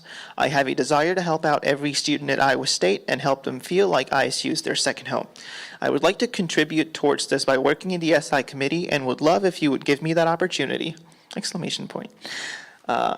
Just to give some extra context, I met and interviewed both of these candidates earlier today. They seem really enthusiastic, and they seem like they do care about this community and really want to make an impact by being on the committee. I would ask you all to vote yes. I yield. Is there any discussion? Senator Seth. Would you take it as a friendly to add the first names of the nominees to the bill? I don't know if that is necessary, but. Okay. Yeah, sounds good. I yield. Any more discussion? Question has been called for and seconded. Any objection to voting now? Go ahead and go into closing comments, Senator Vate. No closing comments? All right, we'll go ahead and go into a voting period now. We'll do a placard vote. Please vote yes, no, or abstain. Unanimous consent has been called for. Is there any objection to voting unanimously? All right. Confirmed unanimously. Now moving on to 2021-2-01 ASG, seating senators to Student Initiatives Committee with Senator Vate. All right, so we also recently had a Senate spot open, and I've spoken to Senator Mahoney at length about this spot, and I'll let them take it from here. So, hi everyone. I know I'm a brand new senator, so obviously I'm looking for committees to join, but Student Initiatives has been one that's on my shorter list of ones that I want to get involved with and join. There's a lot of really cool things that Student Initiatives does for this campus, and a lot of my experience through IRHA in the past, putting on events and hosting major functions for students just to help them get involved, help them make them feel more at home here at Iowa State. It seems like a great fit for me. I'm already actually working on a couple different things that might fall under the umbrella of Student Initiatives. I'm working with Senator Hayes on that, adding charging stations to the bars. I think that was Baylor that had that, or maybe it was Texas Tech. One of the Big 12 schools had that, so we're looking at adopting that idea, and I'm already looking, like I said, working with Senator Hayes on that. I'm also working with Senator McCready on another thing that might fall under Student Initiatives, which is addressing some concerns with the lines at the football games. Basically, people cut in line a lot. So we're working on that already. Obviously, I've got a couple other ideas I'm throwing around. Still not quite ready to talk about them too much because still brainstorming them and shopping them. But yeah, I'm just super excited to be involved with a pretty impactful committee, with the chance, I should say. Yeah, Senator Mahoney is great. They've also assured me that they're going to be at every single Student Initiatives meeting and will make time for all our events. I only have 12 credits this semester, and I don't sleep, so we're good. Yes, so this man is going to be great for the committee. I yield. Question has been called for and seconded. Any objection to voting now? Any closing comments, Senator Vate? All right, we'll go ahead and go into a voting period. Unanimous consent has been called for. Is there any objection to confirming the nominee unanimously? Great. Congratulations. Thank you, guys. Just a quick point on that resolution condemning the lack of student input in Big 12 expansion. I counted the vote one off because we have a new senator seated, so it was actually 23-5-0, and so I need to ask for that to be amended with no objections. So are there any objections to that? Okay. My mistake, just one off, but still same result. All right, we'll move on to general orders, 2021-2-014Y, creating Chapter 15 Student Government Operations with Senator Risvik. Hello, so this chapter covers quite a bit, and so I'll try to summarize them. So I think one of the biggest parts of that you'll see in this chapter, or at least the longest part, is that we're basically codifying the Open Meeting, Open Records Act, which is in our Constitution, so we're already bound to it, but it just outlines the requirements and makes that more accessible for student government to see what those requirements are. And then this also expands or puts an expectation within student government to make sure that we have all student government business, meeting minutes and agendas accessible and accessible to students, so that way we're more transparent with them. The second part of this bill is to expand ADA accessibility on the student government website, and part of that is making sure that we're compliant with Section 508 of federal law, and so for an example, making sure that we have alternative text on our images when we are posting images onto the website. The third part of that is also with the website is making sure that we have website training for the committee chairs semesterly, so that way they know how to update the website. I don't think that any of the committee chairs had gotten that so far, and a lot of the website, especially the committee chair websites, are still out to date with old information. And then the last part is outreach credits, and so the last part of this bill kind of just outlines outreach credits for student government members. So, yeah, I yield. Speaker Weathers. I move to adopt the Rules Committee amendments. There's been a motion to adopt the Rules Committee amendments and an objection. I move to divide the bill, or divide the rules amendments into separate motions. Jermaine. All right. We'll just go back.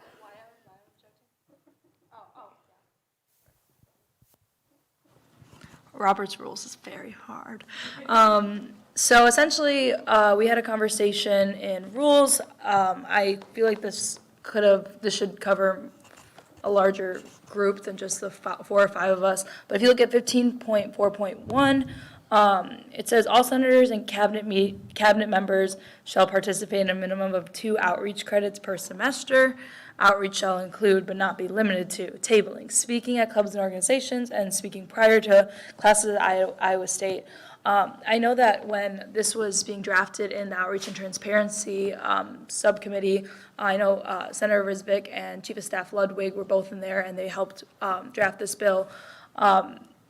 They changed it to all student government members, so this would include judicial and at-large positions as well that would have to do outreach credits. I think this should have had more conversation and rules, but I'd rather have it here in Senate. But yeah, that's kind of why I objected. Right, Speaker Weathers. Yeah, I understand what Vice Speaker Crabb is saying. I don't think that's pertinent to objecting to considering the amendments. I'm going to call to question on the objection so that we can discuss the amendments, actually. Okay, there's been called a question on the objection specifically. Is there a second? All right, we'll go ahead and vote on the objection. You guys? All right, we'll go ahead and go into a voting period on the objection. We'll do a placard vote. So please vote yes, no, or abstain. And this is on just on the objection. So voting yes would sustain the objection. Voting no goes away. Okay. So please vote yes or abstain. Start with yeses.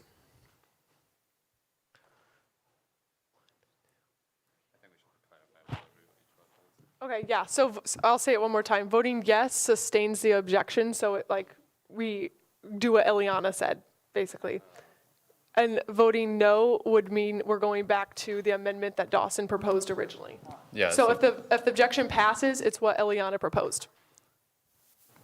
Yeah, point of order, sorry, it's confusing. If you vote yes, you're siding with the objection, which means we'll go back into the bill and not consider the Rules Committee amendments. If you vote no, we're overriding the objection and we'll go into considering the amendments and debating the amendments.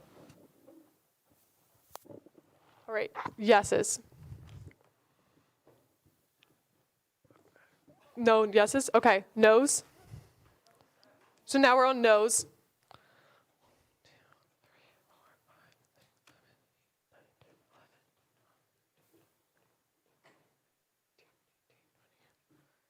Any noes, or any abstentions, excuse me?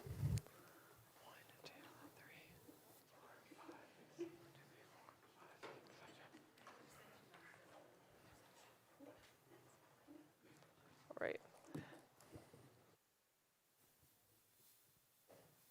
Of a vote of 0 to 20 to 7, the objection fails, which means now we're back on the bill as a whole, or the amendment that you proposed. Yep. The amendment that Dawson proposed. So the objection failed, if that makes sense, back on the amendment. Okay, I'm sorry, that was confusing. But anyway, we'll just go into the Rules Committee amendments.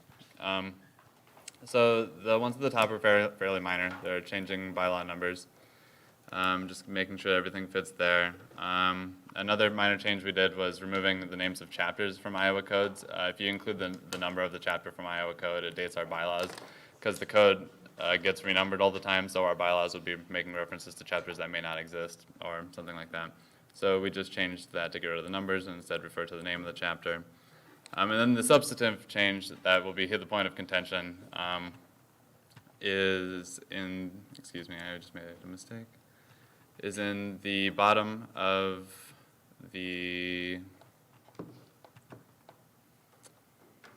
second to last enacted clause. Sorry, that's a poor way to refer to it. Anyway, the two changes there. Initially, these outreach credits, as the bill was designed, would apply to all student government members, and that includes justices, at-large members, cabinet members, the attorney general, everyone in student government. So the Rules Committee amendments were to instead limit outreach credits to all senators and cabinet members only. The thought process behind that, and of course we can debate that right now, was that those were the members of student government that were elected by constituents, and outreach credits were, in the committee's opinion, designed to get people to reach out to their constituencies and talk to the people who elected them in. So that's why those amendments are there. All right, Senator Dvait. All right, so if I'm understanding Vice Speaker Crabb's intent correctly, I'm going to make an amendment, a secondary amendment, to strike out the suggestions in 15.4.1, so the language goes back to all student government members shall participate in a minimum of 2 outreach credits per semester. It's been a motion to add a secondary amendment and seconded. All right, we'll go ahead and go into a discussion period on that particular amendment that Dvait just proposed. Speaker Weathers.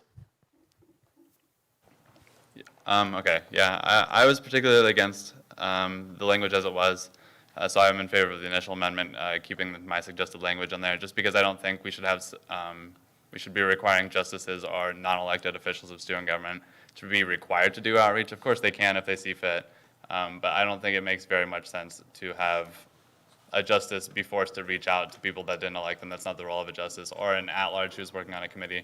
The primary role of an at-large is to do committee work. It's not to be beholden to constituents or to reach out to students. Of course, they can do that if their committee work asks them to do that, but it doesn't make sense for them to do outreach credits. That's not the job of those roles.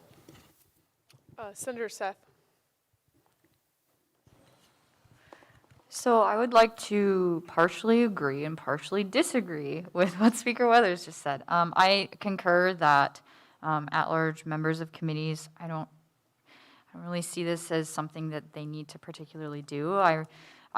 Before I officially joined student government, I guess, well, I was in student government, but I started as an at-large in sustainability committee. If you asked me to explain what student government did, I couldn't tell you. I was just an at-large in a committee, and so I feel like maybe that's a little bit beyond the scope of what at-larges can do, but I do think that it would be worth expanding this from senators and cabinet members to also include justices in the Supreme Court. So I think the judicial branch should be included, but I don't know that going so far as to say at-larges is necessary. And I would like to clarify and say that cabinet members in general, I don't really think they're elected.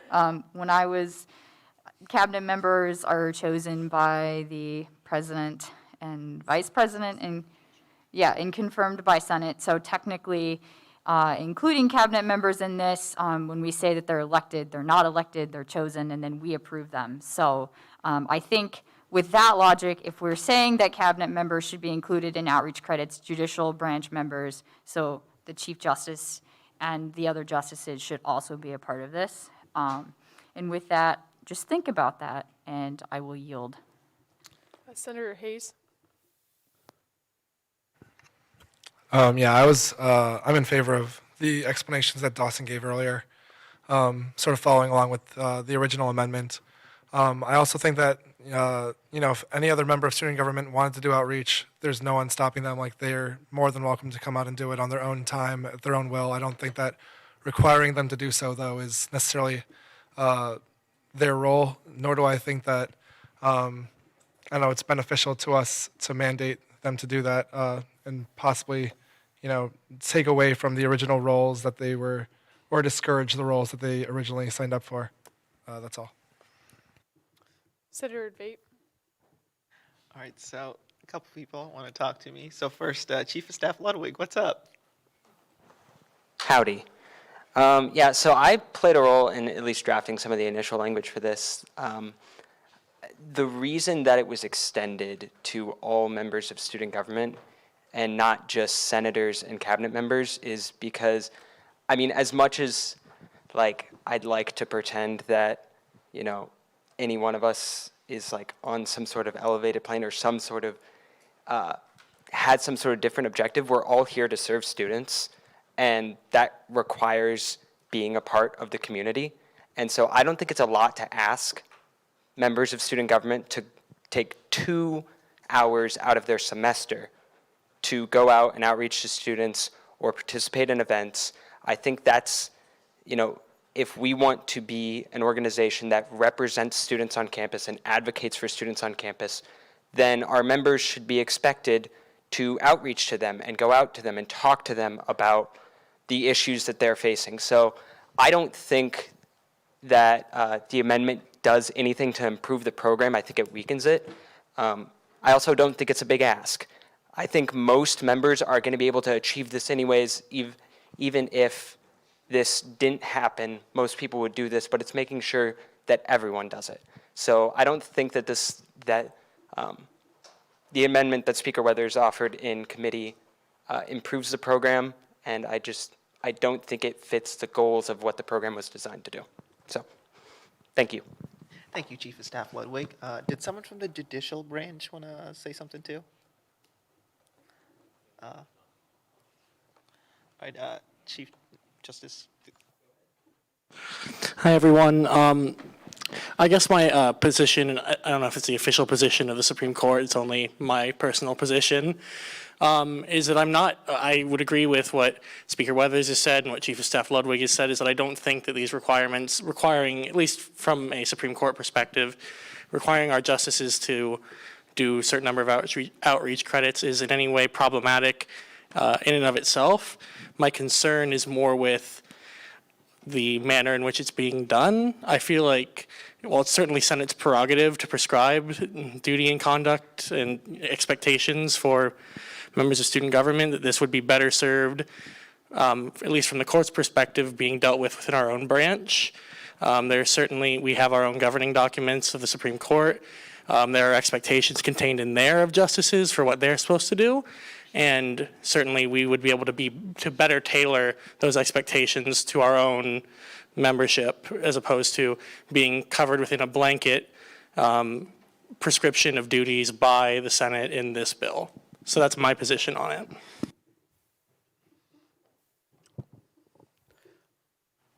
All right. Go ahead.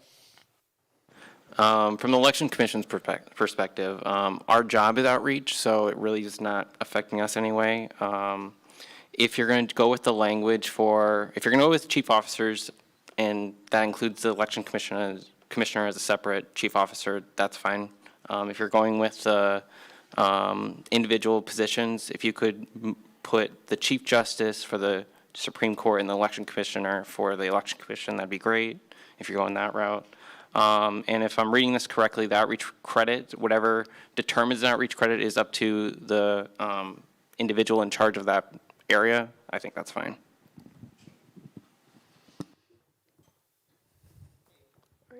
Speaker Weathers. Okay, I want to thank Chief Justice Bruick and Treasurer Krug for the input. Unfortunately, I just disagree with Chief of Staff Ludwig. I do agree that the goal of student government is to reach out to the community and to be to better the community. However, I don't think the best way to do that is to make every member within student government reach out to the students. I think student government is best served by having a legislative body that is beholden to the students, that reaches out to the students, they reach out to the constituencies that they're elected by. These other positions they're bureaucratic positions within student government. They're not meant to be doing outreach. They're supposed to meet a function within student government that then helps student government at large serve students. So I guess I reject the idea that somehow having only outreach credits for senators and cabinet members is detrimental to student government. That's how the legislative branch, and that's how an elected president and their subsidiaries, being the cabinet members, are designed to work. I yield. All right, Senator Risvik. Could either Eliana, Bryce, or Lydia speak to, I guess, just involvement in when we do have outreach events? Are people volunteering for those events? Are there a lot of people that, a lot of events that we've had to cancel because we haven't gotten a lot of volunteers for them? Like, I guess I think we should put that into perspective, whether or not that's a problem that we've had. Yeah, so I guess from PR committee perspective, a lot of our events, we do seem to pull teeth a little bit to get people to volunteer. And then one thing that we do talk about when we are tabling and doing events is that while we love, obviously we have a lot of senators and we'd love to have all of you out, we do also want the other branches represented because there is so much that student government has to offer. And, you know, while we can sit through a session and learn all we can about the different branches without being involved, it's hard for us to talk in depth about that to students that might be interested. So looking at recruiting for those things, you know, it really takes everybody from every position to really get students and talk in those environments. So I think having every type of person speaking to students and at those events could be very beneficial. Yeah, for those who don't know, I was the director of outreach last year for student government. I was in cabinet. So I feel like I did about 120 different slots for signups, and it was very hard. The same people kept volunteering, and I think that and this kind of speaks to the community aspect, it'd be really cool, like for Women's Week last year, it was really nice having a little bit more pull because there were so many spots. I got to see more connections form and stuff too. I think that we don't get to see a lot of some of the other people in the other branches, so I think this is also a really good collaborative action as well. But I really liked what Lydia said, so.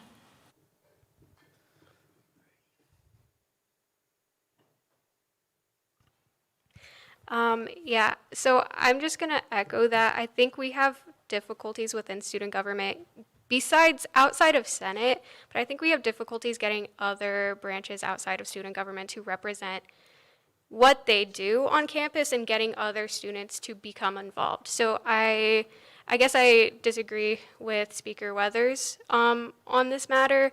I'm also going to kind of talk about, so Election Commission already has kind of done some outreaching, but when I was commissioner, I didn't really do that, so Chase Krug did.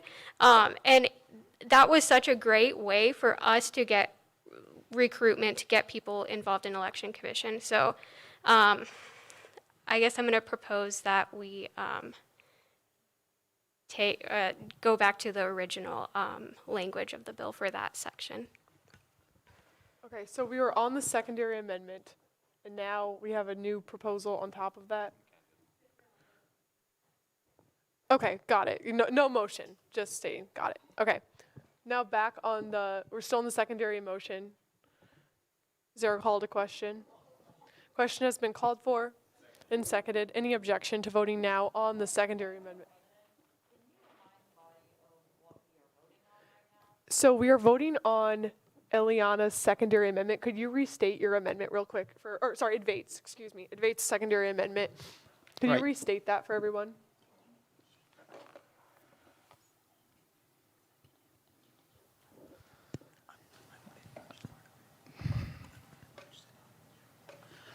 Okay, so so this is a secondary amendment.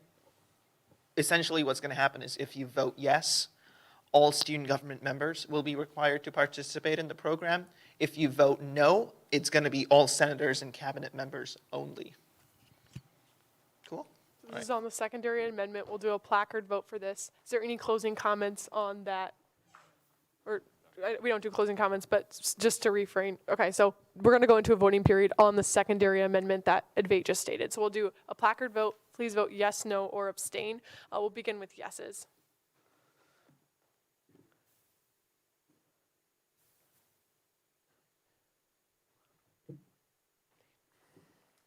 Noes.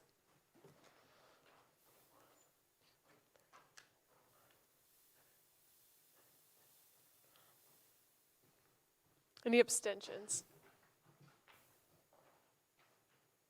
All right, of a vote of 15 to 12 to 0, the amendment passes. Secondary amendment passes.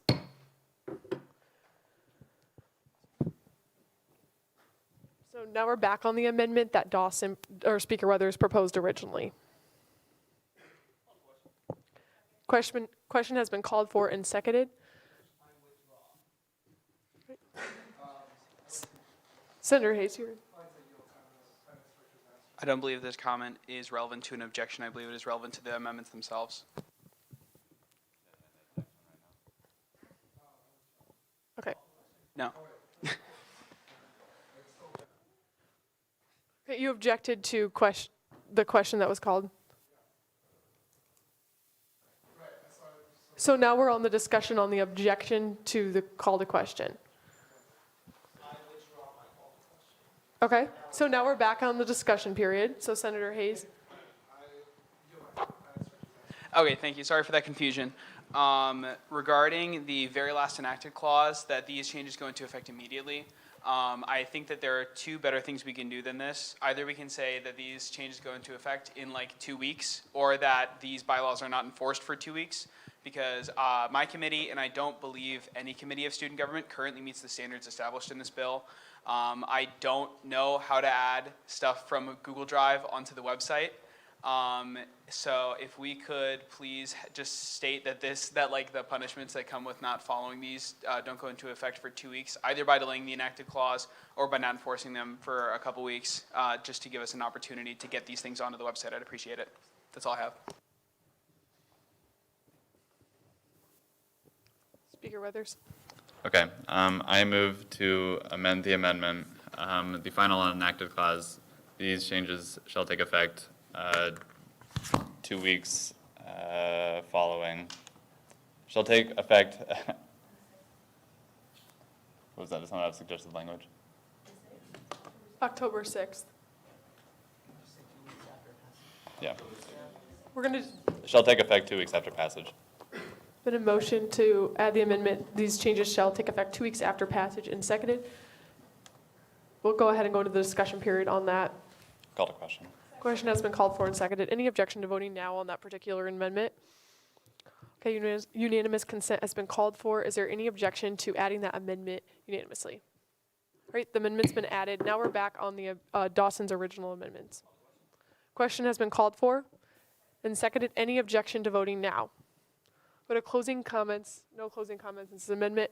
Unanimous consent has been called for. This is there any objection to confirming all the amendments unanimously? Right. The amendments have been added. Back on the main bill now. Senator Advait. All right, so I spoke to the sponsors of the bill about this and also consulted the report that this bill was based off of, and just wanted to add in this, this is language from the report, maintains the intent of the report.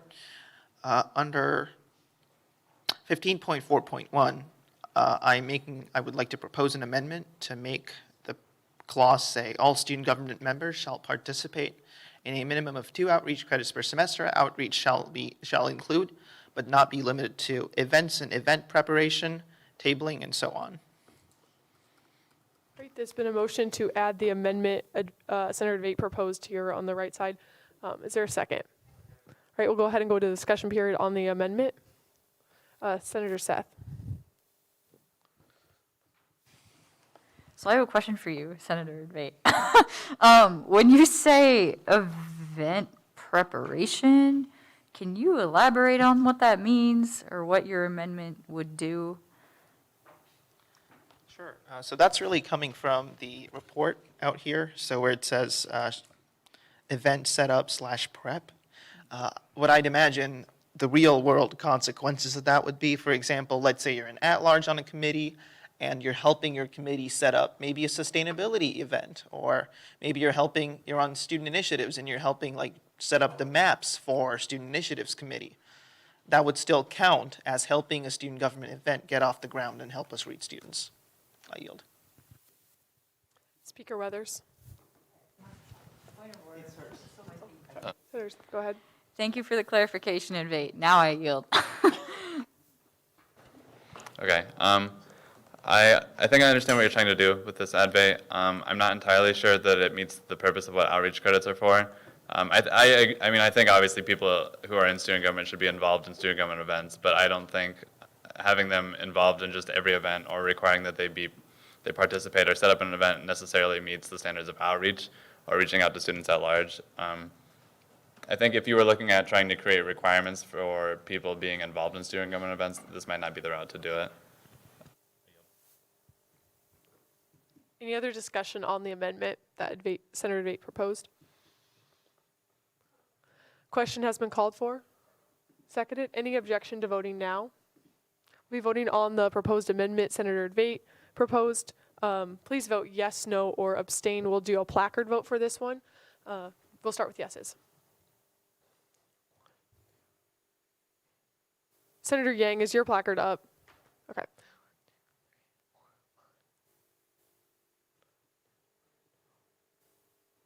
Noes?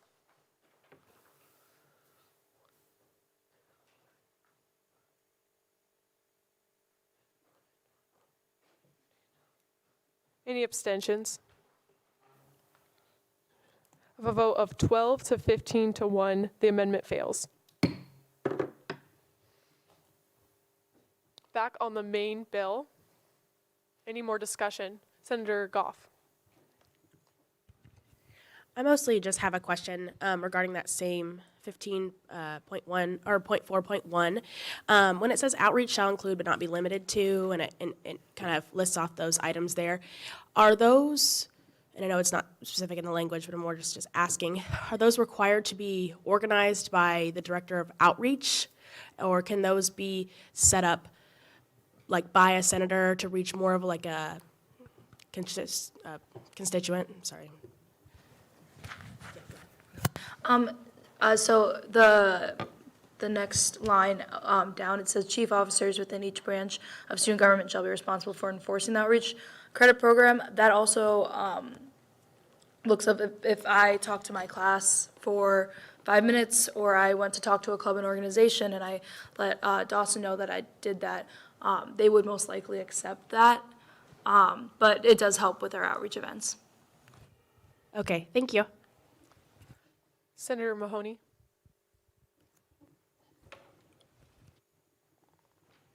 Along those same lines, I know in 15.4 or 15.4.2 it says the chief officers will be responsible for enforcing, but because of the vague language in 15.4.1 about the not limited to, and it gives a few examples, does that then mean chief officers are responsible for deciding what is and isn't outreach?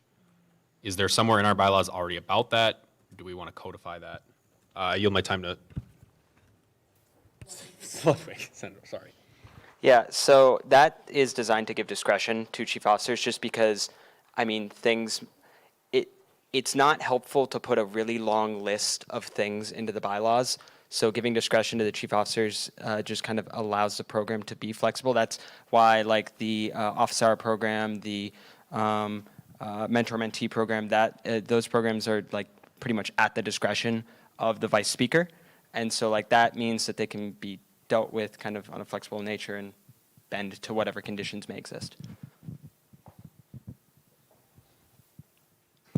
Yeah, so my question then was, do we want, or would it be worth making this, codifying that within the bylaws or not?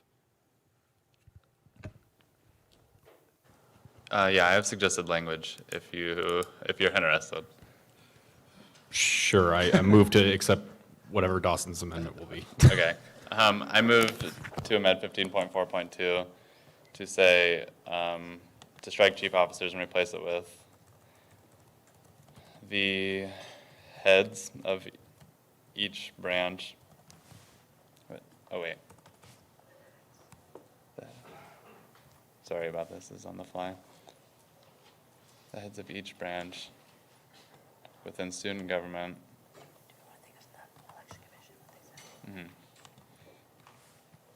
Shall be responsible for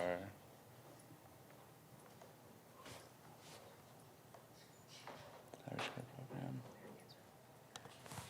within their respective branches.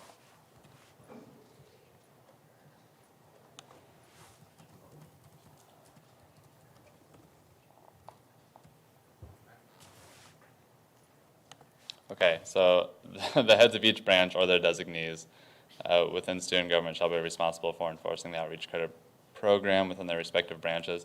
I think that gives enough leniency to allow the Chief Justice to let the election commissioner be in charge of that. I don't know, this is just my suggested language, that's what I move. There's been a motion to add an amendment in 15.4.2. Is there a second? All right, we'll go ahead and go to the discussion period on that amendment. All right, Senator Lent. Quick question. Is the Speaker of the Senate the head of the legislative branch? Okay, cool. Thank you. I yield. All right, Senator Mahoney, did you want to speak on the amendment?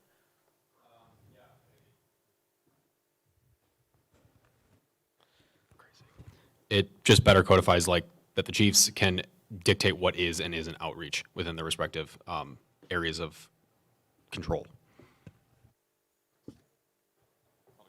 Question has been called for and seconded. Any objection to voting now? We'll go ahead and vote on the amendment proposed by Speaker Weathers.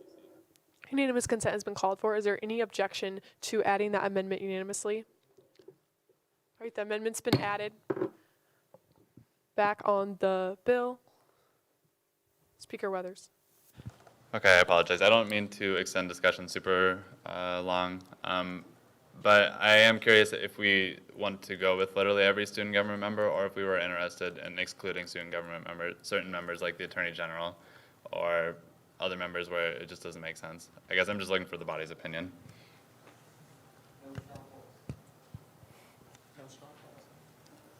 Okay, then I guess I would ask who would be responsible. I guess it would be the Chief Justice would be in charge of the Attorney General's outreach? Okay. Okay, that should cover everybody. Okay, I yield. Thank you. Senator Lent.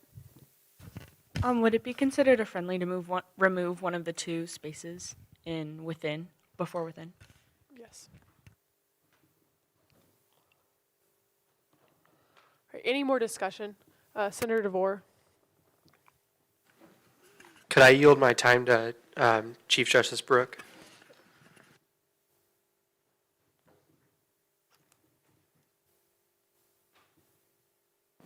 Yes, I just had a concern about 15.1.1.6. All meeting agendas and meeting minutes shall be adopted through Senate order. I guess I'm confused, or I'm concerned with the potential application of that language. It is not expedient to the student government to have the minutes of the Supreme Court or the Election Commission approved through Senate order, especially when we are a separate, equally independent branch of student government. So I guess that's my concern, and I yield my time. I can answer this question. So the intent of this code language is to make sure that we have consistent meeting minutes and consistent meeting agendas, because they do look very different. I think there is like flexibility with, obviously you can change the name and stuff, but like having certain requirements where you have to have like adopting your minutes and like so on and so on. So I think that's the general intent, and going through Senate order so that way we have like a template of what that should look like. And then on top of that, like when we do have that transition period between old committee chairs and new committee chairs, that they have a document that they can refer to for that, and that they don't have to make up one or something like that. So does that answer that question? I guess my confusion is more in the reading of the language, because, and I could have made an error, but when first reading this language, it seems as though, it reads to me, it parses as though all meeting minutes and agendas need to be adopted through Senate order, and not, as I think is the intent, just the agenda template needs to be adopted through Senate order. I'm concerned that the ambiguity there would potentially compromise a certain separation of powers regarding the validity of our minutes. All right, Senator Advait. I would like to propose the amendment that I have reflected on screen. All it does is add a period to break out a new sentence saying the template shall be adopted through Senate order. Chief Justice Brooke, does that answer your interpretation question? That does address my concern, yes. All right. Yeah, go ahead. Emily, does this allow for, if the Election Commission wants to add separate sections to the agenda, does that allow that flexibility, or do certain sections have to remain on the agenda? I guess how we envisioned this was that there's just like general requirements for like an agenda and meeting minutes that you have to have, like, I mean, some of this is already like established through Iowa meeting, open, I think, records, but it might be meetings. I'm not sure.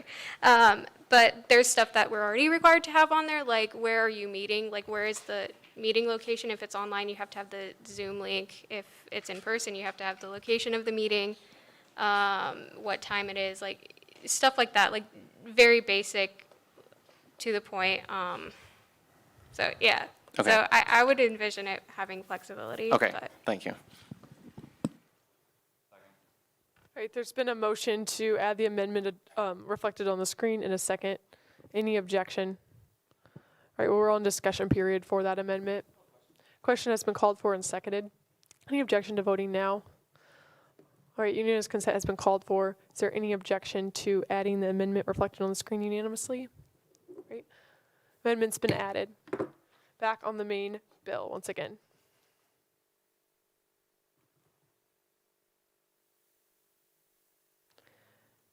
Oh, Senator Lent.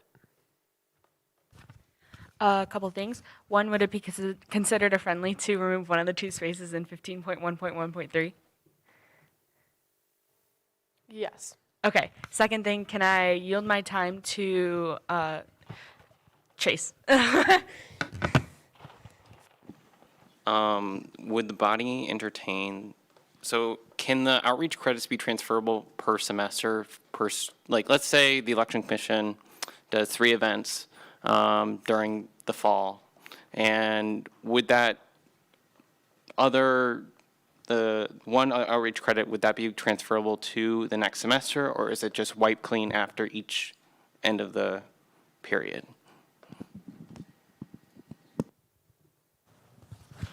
I would like to see some conversation on this. I guess my understanding of it would be that it would wipe clean. That's how it was written. But if there are changes that the body wants to make, I'm all for conversing it.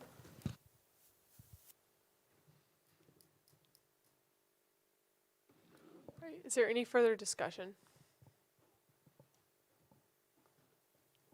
Speaker Weathers. Okay, I just wanted to ask a question of you again, Chase. So, what exactly is your concern with its? Are you saying the language as it stands right now isn't applicable to the way Election Commission operates, or what do you? Well, Election Commission, most of our outreach is during the spring, of course, during spring elections, and there's not much going on during the fall. So, if you have a minimum of 4 outreach credits per school year, you wouldn't have to do 2 per semester, if you know what I mean. So you get the same amount, but at different points. Yeah, I'm not sure of the specific language to make that fit to election commission, so I yield. Senator Rizvik. I guess my only concern is like if someone's graduating by semester, so I guess everyone's not on the same like academic year, if that makes sense. I wanted to ask, is so the concern is that like you might be busy during elections. No? Or, yeah. Do I have your speaking privilege? Yes, I yield to Chase. Yeah, so what I would want is that preferably election commission members could do outreach events in election commission's like realm of elections. So, I mean, it's awesome to do with PR as well, but using their skills for production of election events is kind of my concern.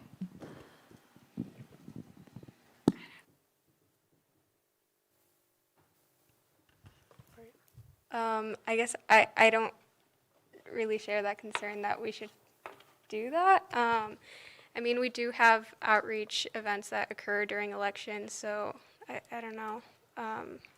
I yield. Senator Blythe.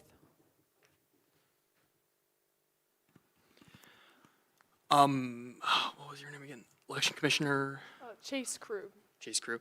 Yeah, I was wanting to ask, so I want to clarify what you were wanting to say was you're saying that it'd be a lot easier for Election Commission to get the total per term outreach credits if in the spring rather than in the fall and spring?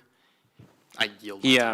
Yeah, so, I mean, there are events in, both semesters, but Election Commission, if they would be able to have their 4 credits just be in the spring semester, or just have more flexibility, I guess, than what currently it is.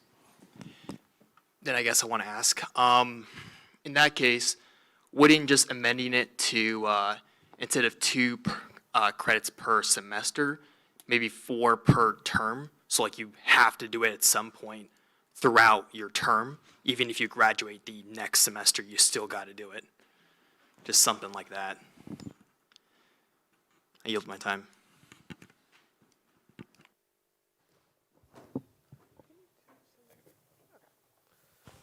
Speaker Weathers. I move to amend 15.4.1 to say all student government members, excluding the election commission, shall participate. We can just talk about that amendment. Right. It's been moved to add excluding election commission members in 15.4.1. Is there a second to the amendment? Is there a second? Okay. Discussion period on that amendment. Right? Yeah. Speaker Weathers. Yeah, I'm not trying to go back to the old argument. I'm just saying that it may be more feasible to have election commission already, their entire job is outreach. It doesn't really make sense to require them to fit these specific rules. So I would imagine the election commissioner is already going to require outreach in any form, so I don't know why we need to regulate them. Vice Speaker Crab. I think the purpose of having the election commission, and I think this was brought up in a lot of the points in the original, in the first debate regarding all members or not. I think this gives an opportunity for if someone has a question about elections or how to run or how to join the election commission, this gives them an opportunity to talk about it. It gives us the ability to build a community with them as well. And I also think that going earlier, yes, during the spring, you do a lot of outreach, which is really great. You guys did that without the outreach credit requirement last year anyways. So this would just maybe add, I know that Chase, you already completed, like if we implemented this in the beginning of the year, you would have already completed your 2 outreach credits. I know Bruick would have had already done that as well. So I don't really think this is another, once again, hard ask, so.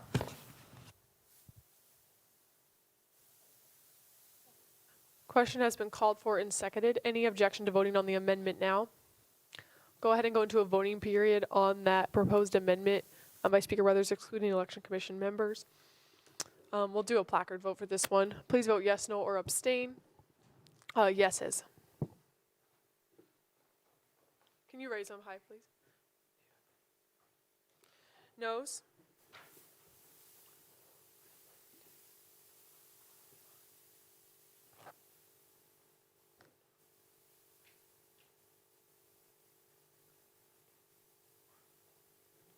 Any abstentions?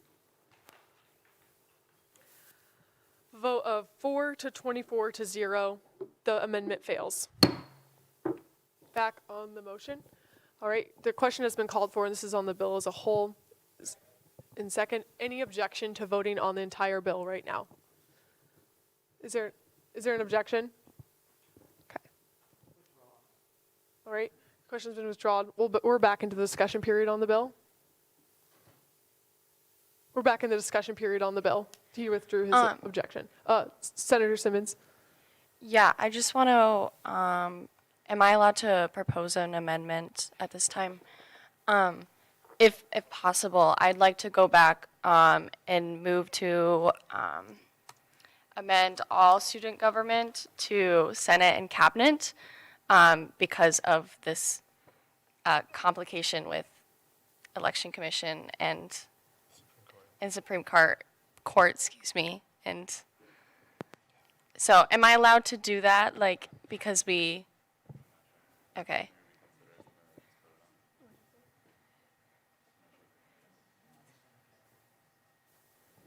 So you're proposing an amendment to change student government as a whole to just Senate and Cabinet on every... 15.4.1, all Okay. student government members. In 15.4.1, changing all student government members to to Senate and Cabinet. Right. Yeah. Is there a second? Second. It's been moved and seconded to change the language of 15.4.1. We'll go ahead and go into a discussion period on that. Object. I object to the consideration of this amendment. There's been an objection to the consideration. All right, you can go ahead. Well, we're on the discussion period for the objection on the amendment. We have covered this very matter earlier, and I think we have comprehensively covered it. There's nothing enough for us to change our minds, and also this is out of order, so I think, I'm not sure. I yield. Senator Hayes. I don't know, the more that we hear concerns from, members of the Election Commission and the judicial branch, it seems as though, maybe their concerns should be listened to by the body that is trying to govern them, without their say in the matter. And maybe we shouldn't try to dictate over the rest of student government what their requirements should be. I also think that, if we've had a lot more conversation since the last time we discussed this, it seems as though some people may be able to change their minds or at least hear the other side out a little bit stronger. So I think this is a good consideration. Vice Speaker Crabb. I would like to yield my time to Chief Justice Bruick, and Treasurer Krug. So I'll do my best to keep this germane. It's a fine line to tread, as we all can tell. I guess my concern, and this goes to the heart of the objection, I think, so it should be germane. No, it shouldn't be, whatever. Is that I feel like we're diluting the issue here. It seems that the concern that was raised by Treasurer Krug was not with the requirement itself, but with the specific manner in which that was to be administered by, in the judicial branch's case, myself. I believe at one point Senator Blythe mentioned a different amendment that would amend not the requirement of the Election Commission to do these outreach credits, but would amend the exact time frame in which those outreach credits had to be completed. That seemed to get more to the heart of the issue. I'm just concerned that by focusing on the requirement as a whole and not just the fine details of the requirement, we're kind of missing the point of Treasurer Krug's concern. And I don't know, can I yield my time to him, or do I need to yield my time back? It'll still be the same person's time, but she can yield to it. And just a point of information, what was the objection to, what are we speaking on right now? Okay, so there was a proposed amendment to changing all student government to Cabinet and Senate by Senator Simmons, and then it was objected to talking about in general. So now the objection is what we're discussing right now, so Okay. whether we should object to adding that amendment. Okay. I'll keep this germane. I think this should be discussed further, but if you allow the amendment to be discussed, I think that will open up the conversation. If that makes sense. Vice Speaker Crab. I'm sorry. Thank you to both of you. I think that this is something that we can totally do. We could create another line underneath and say we could keep it cabinet, Senate, and then the next line, we can talk about because we still want the judicial branch to be involved in this from the past votes that we've seen, but I would like to see maybe we could do some special wording. I think that would be the most fair thing to them and to us. Okay, Senator Philippi. So we just did an entire resolution on listening to the concerns of students, and so we have students here who have concerns about language in 15.4.1, so I think we need to listen to that, and also we need to keep in mind that we want people to be involved in student government, and I understand that the requirements we're asking, they're not difficult whatsoever, but sometimes when students see requirements, that can deter them from filling those positions, so we need to keep that in mind because we do want a student government that is full, so. Again, we're debating the objection to the proposal of adding Senate and Cabinet, the whole conversation on that. So Senator Adbate. Right, I would like to remind everybody that we literally just covered the special case here that was having the same language but excluding EC, and we voted that down as well. So essentially, we have covered that aspect of the debate too.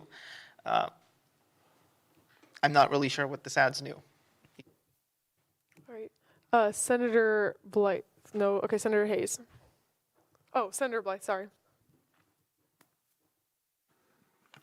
So as I was saying before, and as Chief Justice there agreed to, I do believe just instead of trying, and as they said, they're willing to operate this, all I was asking is that instead of having a specific amendment to exclude, the judicial branch or the election commission, just something as simple as, we at the end of the day, we still need a total of 4 outreach credits per term. Why don't we just make that the case and have the flexibility for Senate, Cabinet? That's germane. We're still in the objection, just a reminder of just debating the 15.4.1 proposal amendment. So let's stay on track with that, and then we can get back to the. I know, that's why I'm objecting I'm saying we should object the change, the amendment there. Okay. Sorry about that. Senator Hayes. Okay, I think that, what was I saying? I think that we should not object to this amendment because I think it's still valuable. I think that also the language that's there now, I think that, we've heard concerns from the judicial branch and the election commission. They should be able to manage themselves within their own bylaws. And going off of Senator Filippi's point about, requirements deterring people, I think that especially in SI, whenever we tell people there's so much flexibility with what you can do within the committee here. We don't have to require from our at-larges to go out and do things that weren't that they were not initially committed to. And I think that adding this requirement is something just a little too large to ask of them as at-large members. I think that they'll be able to do this on their own, especially if you're a part of SI or PR. It seems like those have intrinsic functions of the committee that are outreach that people will commit to and do just by serving their committee roles. With that, I called a question. Question has been called for and seconded. Is there any objection to voting now? Okay, so we're going to go ahead and go into a voting period. This is on the objection. So if you vote yes on the objection and it passes or sustains, we aren't debating the amendment that was proposed. If you vote no, we are debating the amendment.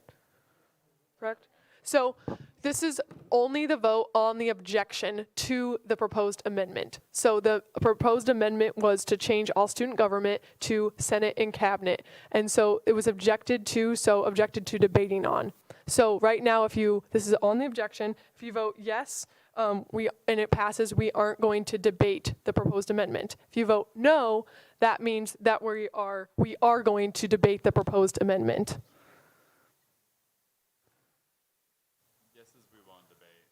Yes is we won't, no is we will.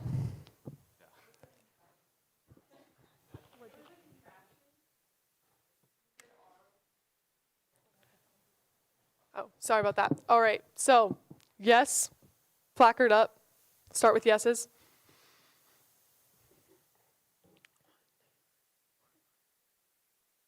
Noes.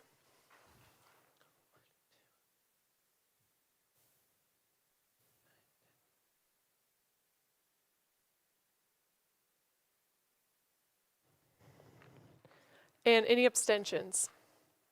All right, of a vote of 7 to 21 to 0, the objection fails.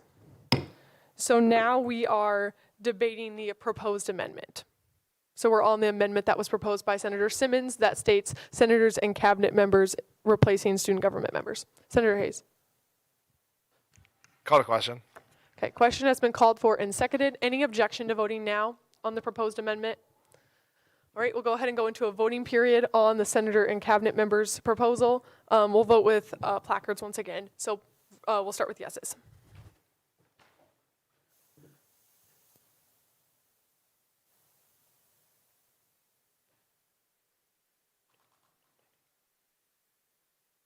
Noes?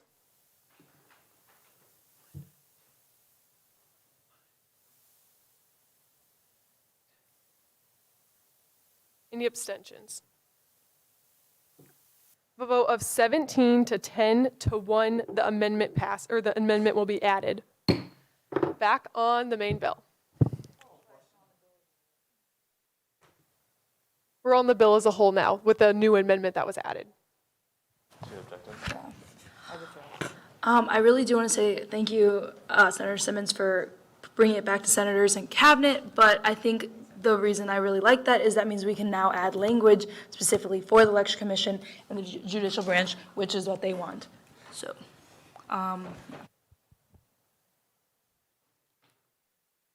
Any more discussion on the bill as a whole? Question has been called for. Is there a second? And seconded. Any objection to voting now? object. Okay, there's been an objection to voting. Vice Speaker Crabb. I make a motion to add 15.4. So we have to on the now bill as a debate whole. the objection. Is there any discussion on the objection of voting? Okay, now we're back on the main motion. Any more discussion? Oh, Vice Speaker Crabb. So now we're going to vote on the objection. He withdrew. You withdrew your call to question? I have no more speaking. Okay. You made a new call to question? Okay, so now we're going to vote on the objection. So voting yes means we'll go back into debate. Voting no means we will go to a vote. Right? Okay. So start with yeses.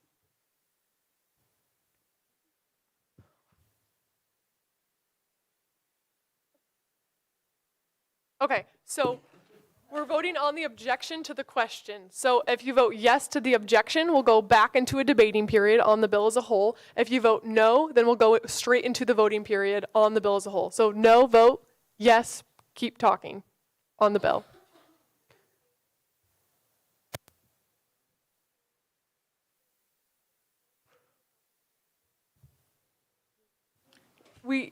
Senator Debate? Yes, but a call to question there was a call to question on the objection. Okay. There was a new one, so, yep. Okay, so we're voting on the objection. So everyone knows what we're voting on, starting with yeses.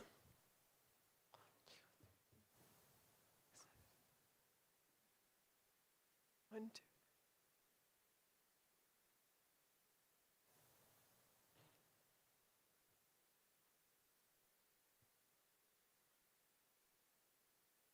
Noes? Any abstentions? Of a vote of 25 to 2 to 0, this is on the objection. The objection is sustained. So now we'll go back into a voting period, or sorry, a discussion period, excuse me. The bill as a whole, correct. Vice Speaker Crabb.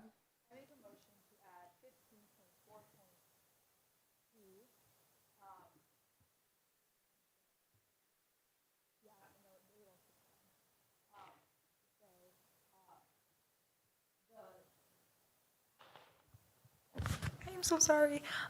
So 15.4.2, and then the next one would be 15.4.3. I make a motion to add 15.4.2 as a new line, and that will state, the Supreme Court will require 1 outreach credit per semester, and the Election Commission outreach will require 2 outreach credits in the spring. Yes. So with this, it's really if you like it or not. This is what they prefer or something they would like. I'd like to be able to bring in their voices into this conversation. Let me know how you feel. Senator DeVore. I thought they expressed that because they have their own governing documents that they can make their own outlines for each of their branches' outreach credits, and that they would prefer to do that themselves rather than to be directed to do that by Senate. Are you asking Yeah. to? Yeah. I wasn't really asking a question. I was just stating that I believe that's what they expressed to us. All right, do you want to yield your time to Supreme Court Justice? That is my, in the first instance, that is my express preference. It seems to be the will of the Senate, and quite understandably so, that the bylaws will dictate this, dictate outreach as a relatively uniform policy of student government. As such, I'm not opposed to that being done, but I do appreciate differentiating the Supreme Court and the Election Commission. I do think that that is an appropriate way to handle that.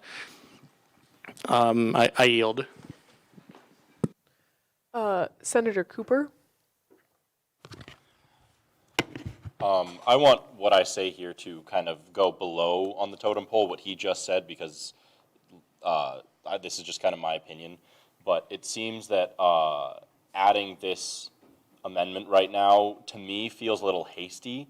I personally think that I would vote no on this, just because it seems like we've been discussing this whole other, everybody has to do this uniform amount of outreach credits, and then it seems like we're just kind of throwing in, okay, well now we're just gonna add this part too. I think that I personally support them kind of figuring it out on their own myself. Senator Seth. I'd like to ask another question to Chief Justice Bruick and Treasurer Krug. I kind of agree with Senator Cooper's sentiment about this amendment being hasty. I understand the purpose, and I think if it's more of a better fit for you, then that's good. But I wanted your perspective. Would it be more beneficial if we change this amendment to say something along the lines of like the Supreme Court and the Election Commission will kind of determine how this will work, like within their governing like enforcement of this program is like the jurisdiction of like the heads of like Election Commission and the Supreme Court? Like, would that be a better fit? So then you would have time to determine how it would work for your respective branch.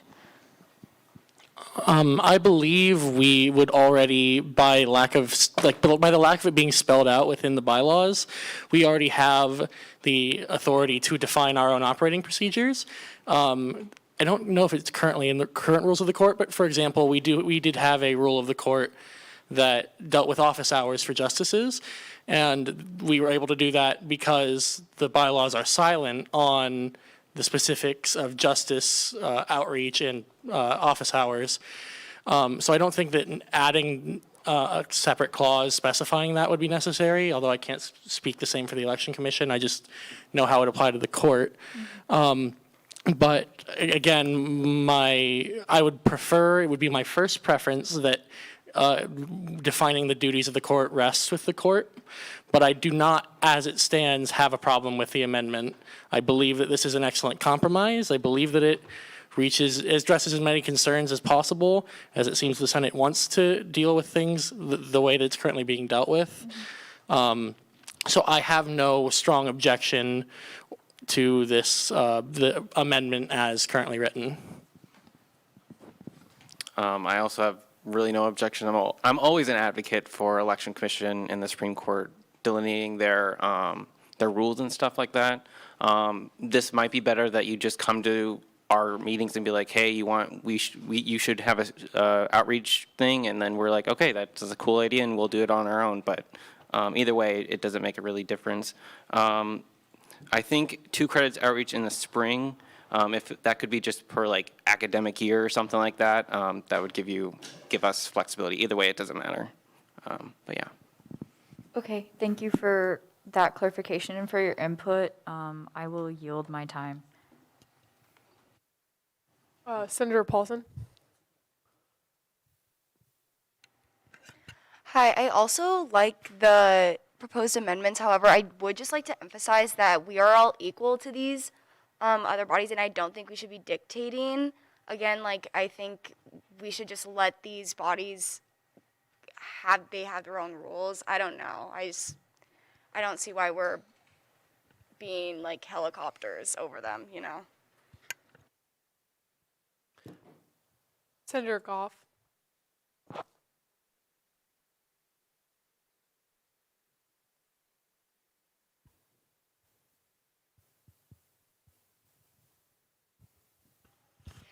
If we want uniformity and we want all branches represented in the language, instead of using this language for 15.4.2, could we not reference that the Supreme Court and Election Commission do, like, basically reference their bylaws, not saying specifically, but if we're going to request them to write it in their bylaws for outreach hours, could we not say something along the lines, again, not great language, but that the Supreme Court and Election Commission will follow the outreach hours requested per their bylaws? No? Yes? Who are you yielding to? Oh, anyone? Okay, Speaker Weathers. My suggested language, if that was your goal, would be to say the Supreme Court and the rules governing outreach credits for the Supreme Court and Election Commission shall be detailed in the rules of the court, which they have control over. They would decide that, if that's what you're going for.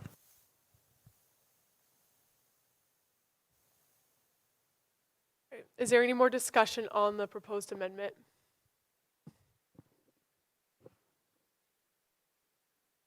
Oh, Senator. Before we actually vote on this, can I yield to you two to ask you if that's what you're going for? Does that accomplish your goal better, or should we just scrap it and say that the original stands better than making a proposed amendment? Can the amendment be reflected is it on the screen? This one right here? Oh, okay. If you can make it to either the Election Commission Constitution, the rules of the court, or the governing documents, were ruled separately. Those are 2 different separate governing documents. But yeah, at the end of the day, it's pretty much the same outcome.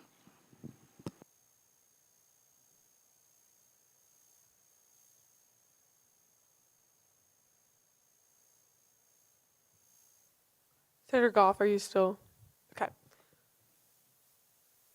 there any more discussion on the amendment? Question has been called for and seconded. Is there any objection to voting right now on the amendment? All right, we'll go ahead and go into a voting period on the proposed amendment reflected on 15.4.2. Please vote yes nor abstain using a placard vote. We'll start with the yeses. Okay. Can you raise them high, please?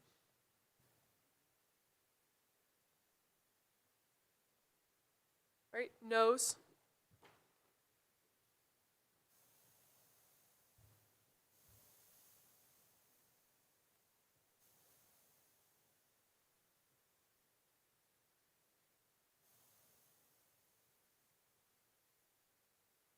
Any abstentions?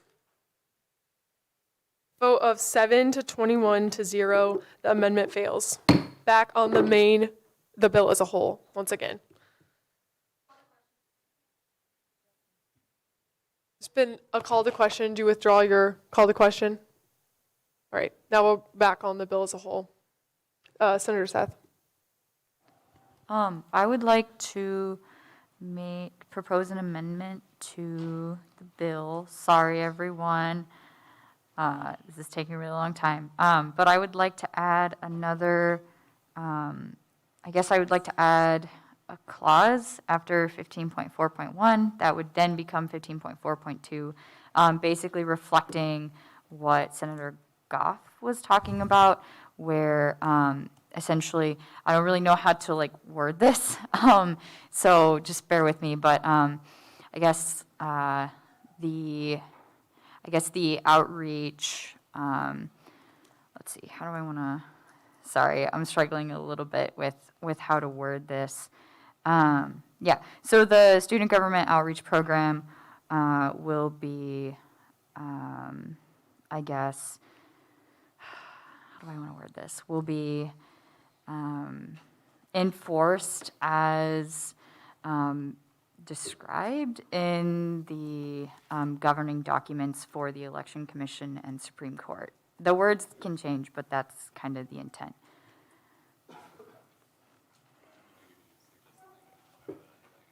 Okay.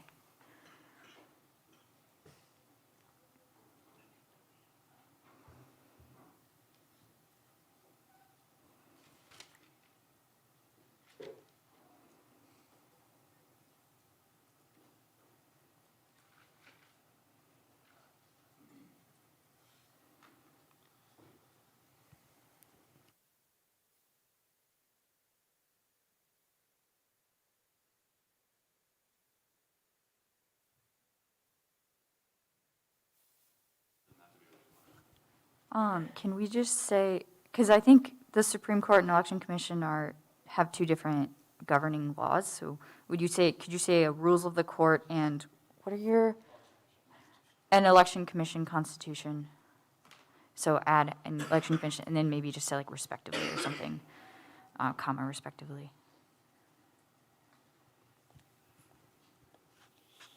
Do you want to, are you proposing this amendment then? Do you want to say I move? Yeah, I move to adopt or propose this amendment.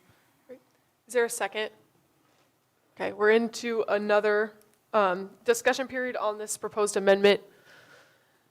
Senator, so any discussion should be relevant to the proposed amendment. Should I like talk about it?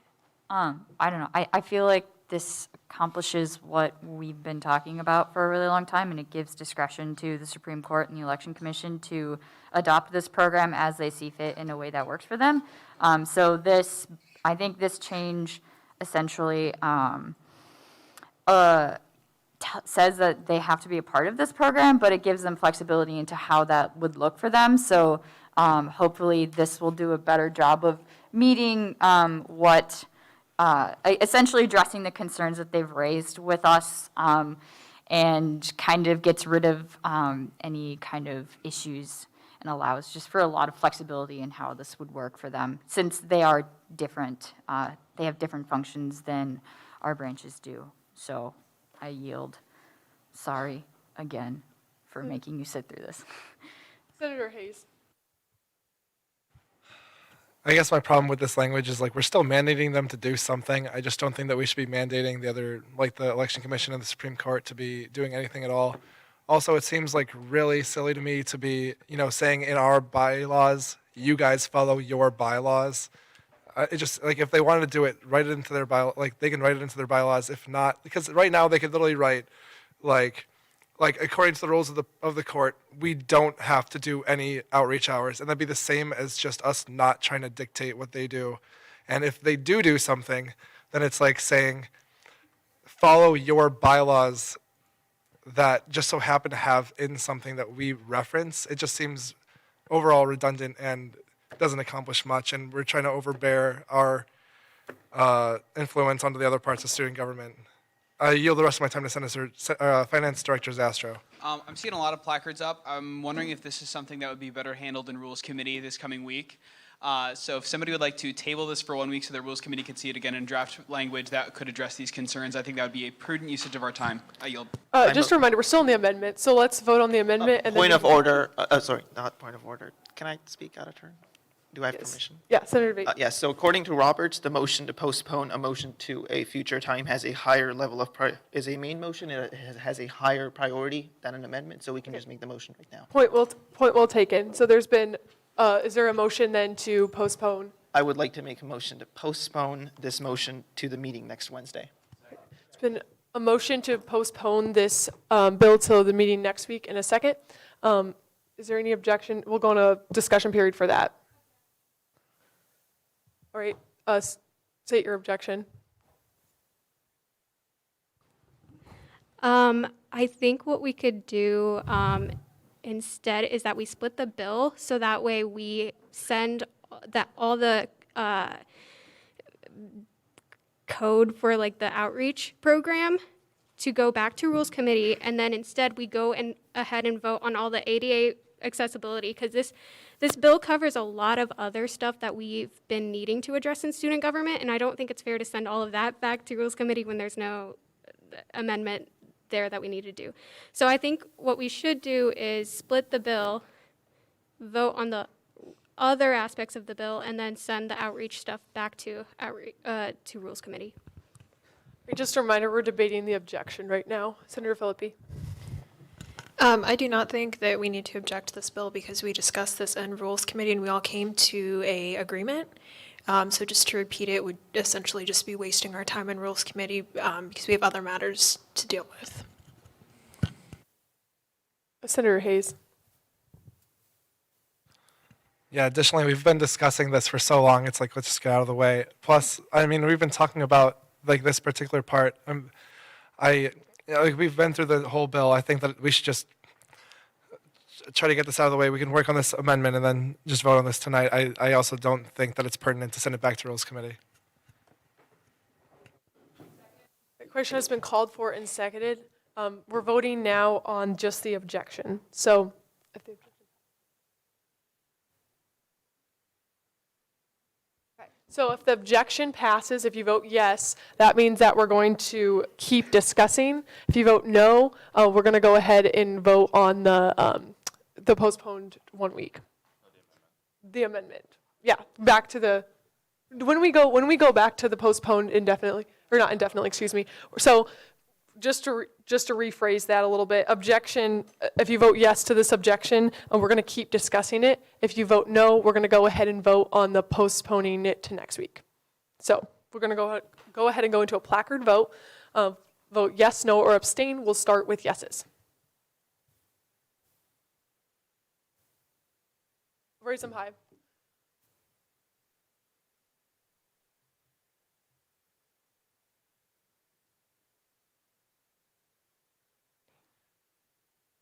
Yes, yes or no. Raise them yes or no. There's two options. 1, 2.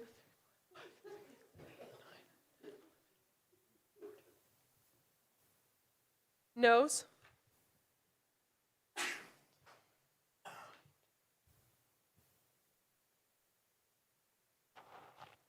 Any abstentions? All right, of a vote of 19 to 8 to 1, the objection sustains. So now we're on the amendment again. The motion to postpone it failed technically, so now we're back on the amendment. Point of information, how much time is it even left on the bill? We've been doing a lot of amendments, so I'd have to calculate that quick and subtract it out. So give me a second. Senator or Vice Speaker Crabb. So the reason that, once again, Chief of Staff Ludwig and Senator Risbik put this together, the reason we are asking the judicial branch, and more specifically the Supreme Court Election Commission, is because we represent students. Do we want our constituents to meet some of like our Supreme Court justices or the Election Commission? Do we want more events to be able to be planned out and actually have people there for them to talk to? So I think that that's why I'm probably going to vote no on this. As a UROC senator, I would like to see there be a set thing in our bylaws, because I care about my constituents getting to meet the Supreme Court, so. Again, we're debating the amendment. Senator Hayes. Seems as if we want this, if the Supreme Court wants to meet the people that they serve, which seems to be the whole student body, and they operate within, student government only, it doesn't seem like they have many outreach activities that they do. It doesn't seem like it's a function of the Supreme Court. But then if they decide that it should be, they can go ahead and dictate that for themselves. And the Election Commission is a lot of outreach. Like, there's no doubt in my mind that without us mandating them to do this, they're going to exceed these requirements that we're setting for them. It just seems like, why are we trying to dictate what they're doing? Just let them be and dictate what they do for themselves. Question has been called for and seconded. Is there objection? No objection? Okay, sorry. I thought you said objection. Okay, it's been moved and seconded to go into a voting period there's been a call to question and a second to go into a voting period. Is there any objection to vote? This is on the amendment. So we're going to go ahead and go into a voting period on the proposed amendment. Please vote yes, no, or abstain. We'll do a placard vote. Start with yeses. This is on the amendment. Any noes?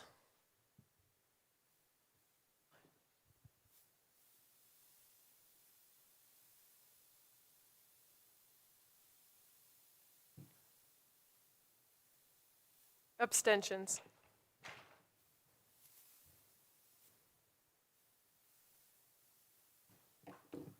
Of a vote of 4 to 22 to 2, the amendment fails.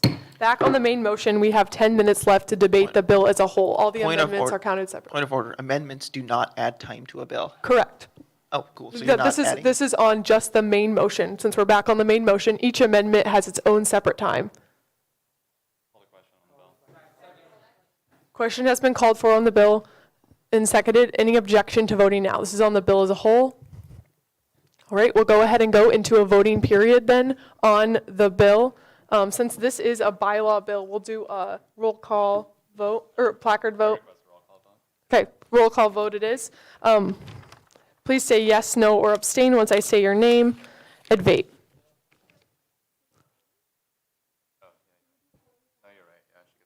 Oh yeah, closing comments, excuse me, on the bill as a whole. We're doing a lot of amendments. Amendments do not have closing comments. This bill does. Senator Risvik, go ahead. I just want to remind everyone the overview of the whole bill, because we've gotten, we were a little focused on the outreach aspect of it. But yeah, so the bill as a whole, there's also the Iowa Open Meeting, Open Records Act, and then there's also the ADA accessibility on the student government website, and then obviously the website training. So I just wanted to remind everyone about that before voting on it. So I yield. All right, please vote yes, no, or abstain once I say your name, starting with Advate. Adagarla. Brecht. Blythe. Claiborne. Cooper. Crabb. DeVore. Filippi. Finaldi. Goff. Hayes. Lent. Mahoney. Rios. McCready. Paulson. Risvik. Ruley. Seth. Simmons. Skaggs. Stout. Wagmeister. Weathers. Yang. Zuber. Larson. And Cooper.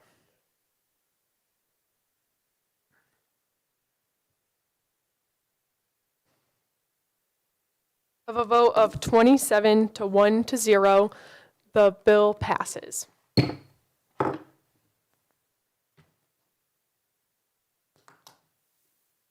All right, now we're going on to new business. 2021-2-019F, Bowling Club line item transfer with Senator Zuber.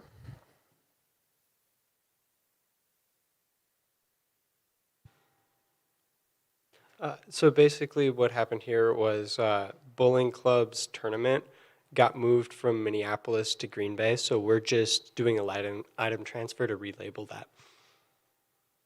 Any questions of intent for Senator Zuber? Great. 2021-2-020, F, funding the Pakistan Students Association with Senator Claiborne. All it is the Pakistan Student Association just wants to have an event and bring in Pakistani cuisine and meet new people. So.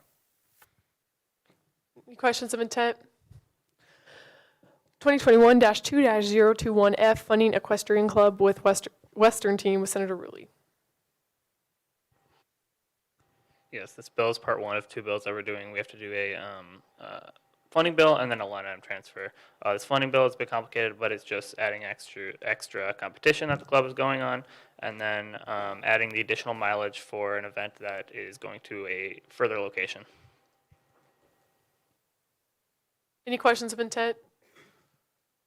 Moving on to 2021-2-022, F, 023, Y, establishing a student, equestrian club Western team line item transfer with Senator Rulli.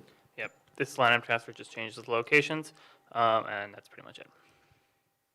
Right, 2021-2-023, Y, establishing a student initiatives committee budget with Senator Vate. Hey, so this is what we discussed in committee a couple weeks ago. I spoke to Finance Director Zastro about this. We'll probably fix it up a little in rules and or finance, but all this does is really give student initiatives a standing budget, so we don't need to come through Senate for every bag of chips, similar to PR committee. I yield. Any questions of intent? 2021-2-024, F, funding Cardinal Eats with Senator Wagmeister. They're asking for publication printing costs. We'll see it in finance next week. Any questions of intent? All right, that's the end of new business. So now we'll move on to closing comments, closing announcements. So raise your placard if you would like to speak. Senator Litt.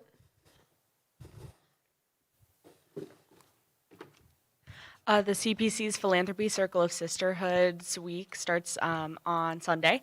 Monday morning, 8 to 12, go to Central Campus and come buy some pumpkin donuts and apple cider. So yeah, super fun. Senator Brecht. Yeah, again, happy College of Ag and Life Sciences Week, yay. I saw some of you guys at the lunch today, which was awesome. Thanks for stopping. Also wanted to note that, so this goes through Friday, but I know tomorrow they are having a comedian from 6 to 7 in the sunroom here in the Memorial Union. And then they are also having live music from 6 to 8 on the Campanile lawn. So definitely feel free to check that out. Of course, there'll be free food. InCals loves to give out a lot of free food, so definitely show up. Senator McCready. Okay, so if you aren't doing anything tomorrow is my fraternity's philanthropy. Duncan with Theta Delta Chi, please show up. Where all money raised will be going to the Flutie Foundation to help with autism. So it is 6:30 to 8:30 tomorrow.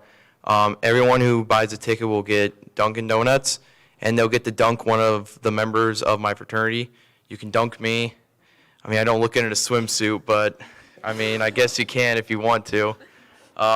We're not responsible for any scarring of looking at me, but it is what it is. But please come out and support us. We've worked really, really hard for this, and it would be nice to have a good outcome. So if you aren't doing anything tomorrow from 6:30 to 8:30, please support us. So thank you. Senator Hayes. I'm glad we passed the resolution. I'm going to go ahead and do my round of thank yous to Senator Paulson, Finance Director Zastro, Senator Advait, Senator McCready, Senator Zuber, At-Large Scott, so Speaker Weathers, Vice President Decker, and President Campbell for all your feedback and collaboration. I'm glad that went through, and I'm glad that, for the most part, everybody seemed to be getting what they wanted out of it. And then just briefly, I wanted to touch on, it seemed like it was getting a lot of odd and negative internet feedback, and I think that for the large part, to some of those people who were commenting online about the resolution or made satire of it, I don't think that it's completely unreasonable to demand, student input on a lot of various decisions. And I think that if you think that it is, and if especially when the decisions that are made on our behalf, are negatively affecting or are taken negatively by some of our students, it's time for you to recognize that we can do things. We can be a part of the decision-making process. And just because we aren't professionals doesn't mean that we can't make educated opinions and educated votes on what happens on our own community. And especially some of the stuff that I saw regarding, about how BYU is going to be bringing in so much financial gain for the Big 12. I think that we need to start recognizing that as students we should decide financial decisions too. Just because we reap financial benefit does not always mean that what we're giving up in exchange for it is always worth it. And that's something I would encourage everybody watching this, and hopefully as much as it gets out. But I'd hope that we have a little bit more to stand for than just monetary gain. And with that, I thank you for a good conversation tonight. Senator Debate. I'm sure that side of the table will talk about how good of a debate we had tonight. I'm just going to jump right into my lectures update. Coming up on the 29th of September 2021 at 6 p.m. in the sunroom of the Memorial Union, we have Nothing is Too Big to Fail by Carrie and Linda Killinger. On the 30th of September 2021 at 6 p.m., also in the sunroom of the Memorial Union, we have The Improviser's Mindset, How to Stay Present, Adapt, and Thrive by Diane Flynn. On the 4th of October 2021 at 7 p.m. in the Benton Auditorium of the Sheeman Building, all the way down at the Iowa State Center, is Divided We Stand. Marjorie Spruill?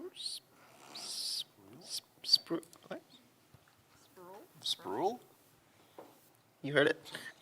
That is all I have for tonight. We are done, and you all have a wonderful night. Oh, we're not done yet. Finance Director Zastro. Thank you. Just two quick things. First of all, Senate. Remember, this is a deliberative body. If you have a disagreement on a bill, please speak out. Everybody's input matters.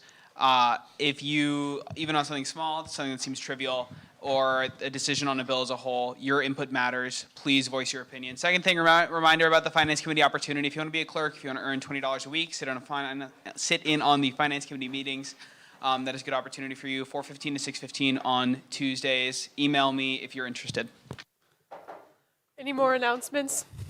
Go ahead and go to Vice Speaker Crabb and Speaker Weathers.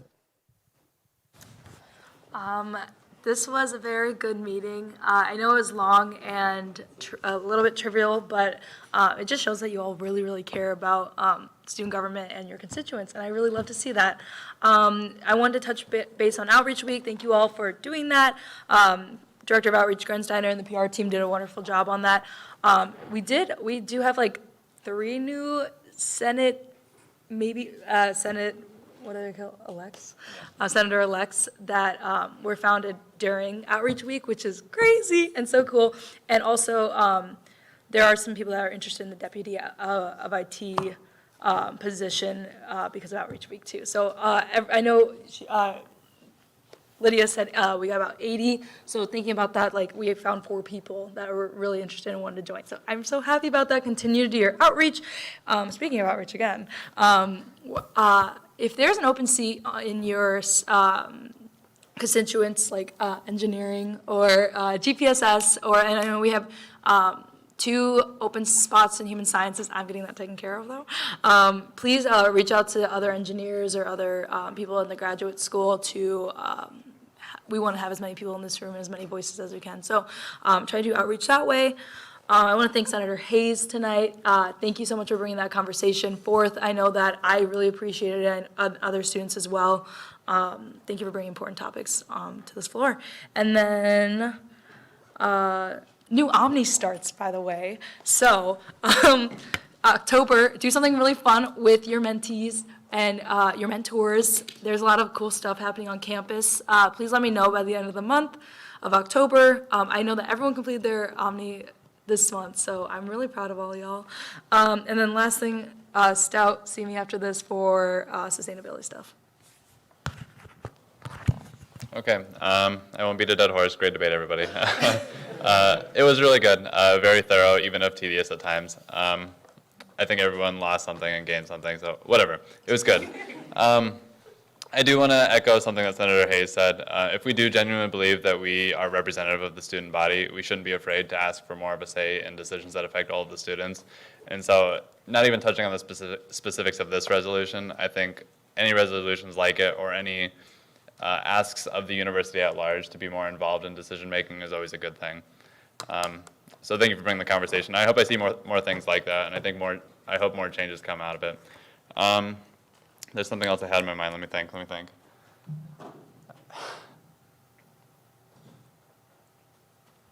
I lost it. Move to adjourn. Seeing no objections, this meeting is Cyclones. adjourned. Go Cyclones.